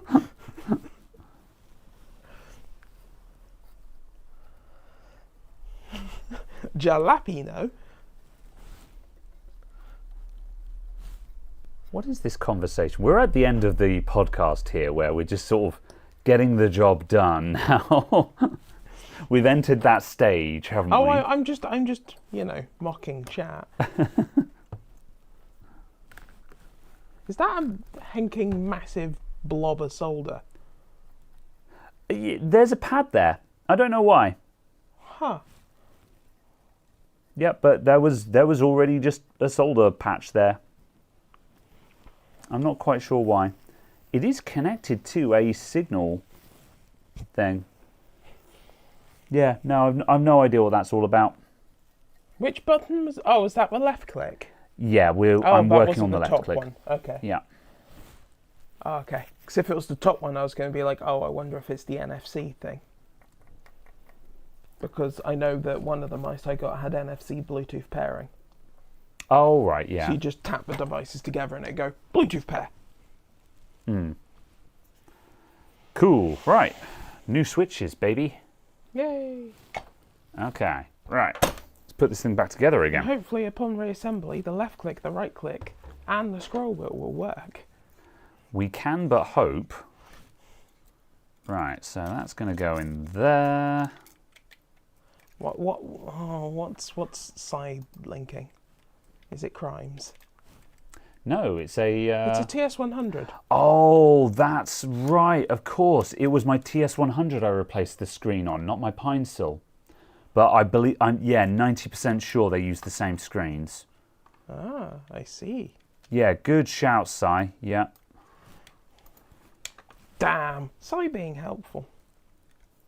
I know we keep him around for one reason or another.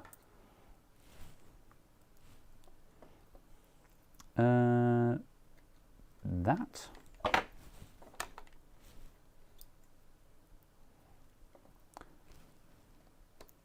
Whoop.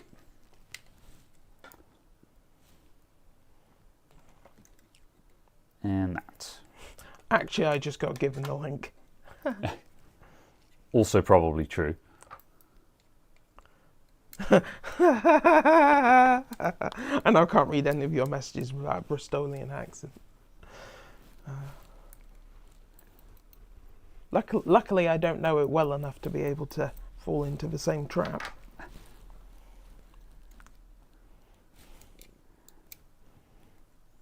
I don't know what the Bristolian accent is.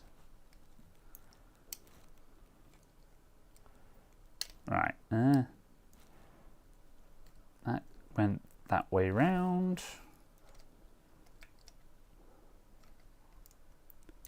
Yeah, that was the right way round. Yeah. Oh, how's this working? Like yeah, a that should farmer. just drop in. Who are combine harvester. So what we're going to do now is we're going to put these screws back in this mouse. I've got to put 4 screws into this this here wheel, if you will. I don't know if I'm using the right screws, but they seem to be going in pretty good. I require you to do for your April Fool's video fixing something inappropriate. Not inappropriate, as in off topic. That's why I meant it. Yeah. Something off topic, but also just suddenly it's Farmer Giles. And not elaborate at all.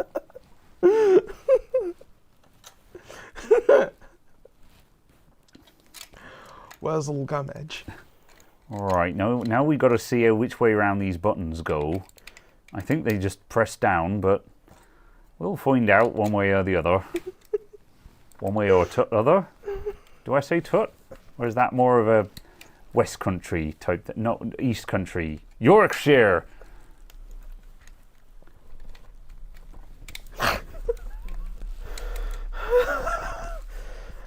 Right. I think that's on. Yeah, they feel pretty good. Good. They're doing a click. All right. Excellent. Then. Oh yeah, there is 4 of the flat boys left. Very Yeah. Phil Harding from Time Team. Oh, Time Team. Now there's a show I've not heard of in a hot minute. That's a name I've not heard in a long time.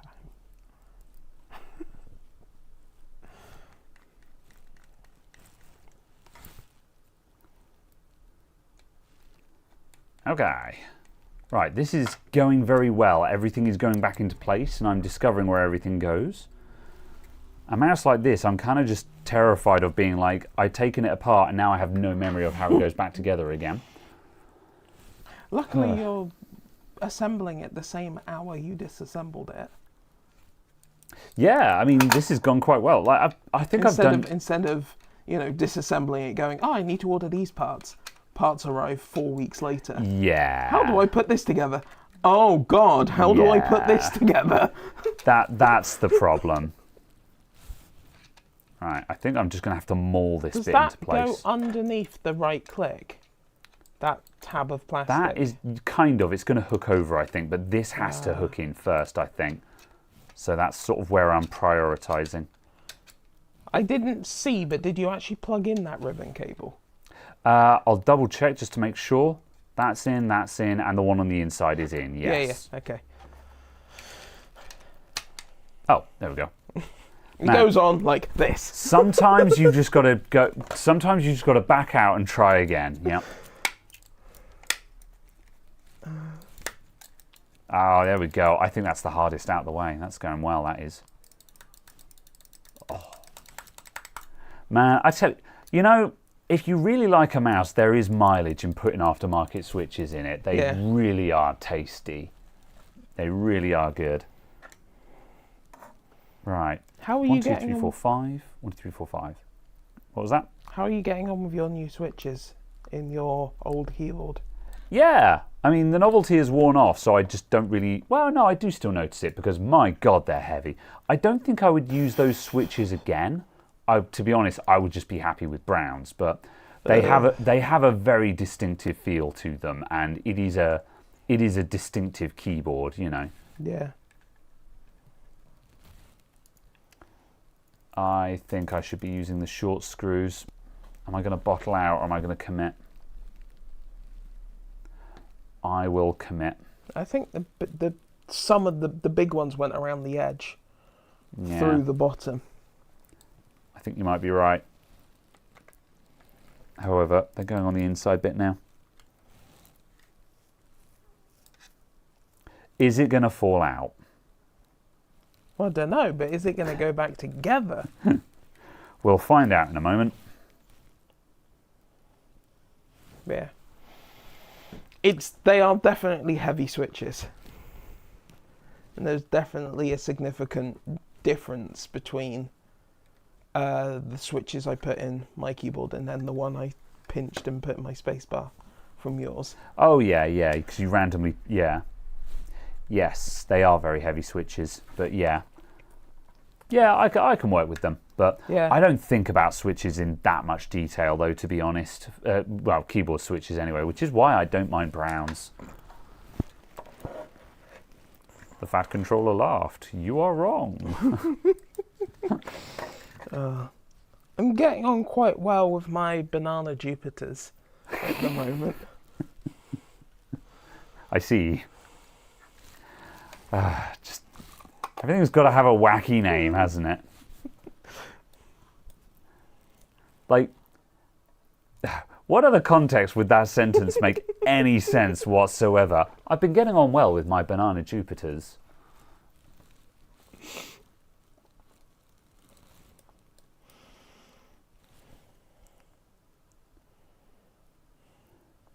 Oh, I've got one screw left over. I'm sorry.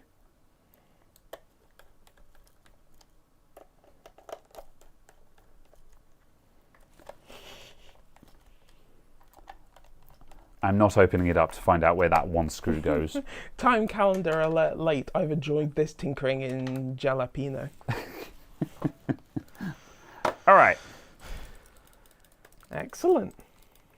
Cool. Where's the receiver? Oh. The action on that button was just not there, and then suddenly it was, and just, yeah. I haven't put the skates on the bottom yet. Is it Oh yeah, that feels exactly the same. It's fine, yeah. But it's an approximately awful button. Yeah, I was going to say initially I just didn't feel any action. I was like, oh, that's jammed. But then just suddenly there was action. I'm like, okay, I guess it's fine. Loggy. Right, I'll just quickly plug this into the thing and we can just see if this functions and then we'll put the skates on it. Let's see, what's that? That's the capture card. We don't need that anymore. Boop. And our survey says, have you turned the mouse on?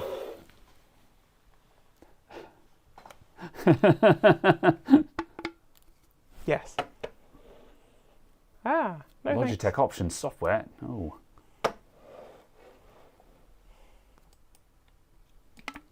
Good.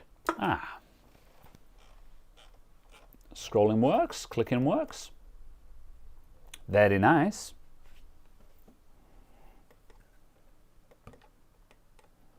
Oh. Oh? I think clicking... Oh, is it... Oh, it's not a left and right scroll wheel. No. Logitech! I mean, that's still... I still class a left-right scroll wheel as uncommon. Yeah, but Logitech! Yeah.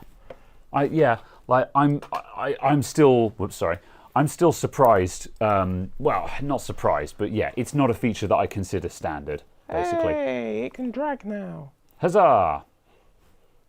And on this desk, it feels surprisingly good without skates. Fair enough. Just because obviously the desk is reasonably smooth and is hard. Excellent. Cool. Right. Bring up chat. We'll round up while I stick the skates back on. Yeah. Just wipe all the dust I've just ingrained in there out. Yeah. That's Discord. That's not chat. That's chat. Hello, chat. All right. Fancy Logitech. seeing you here.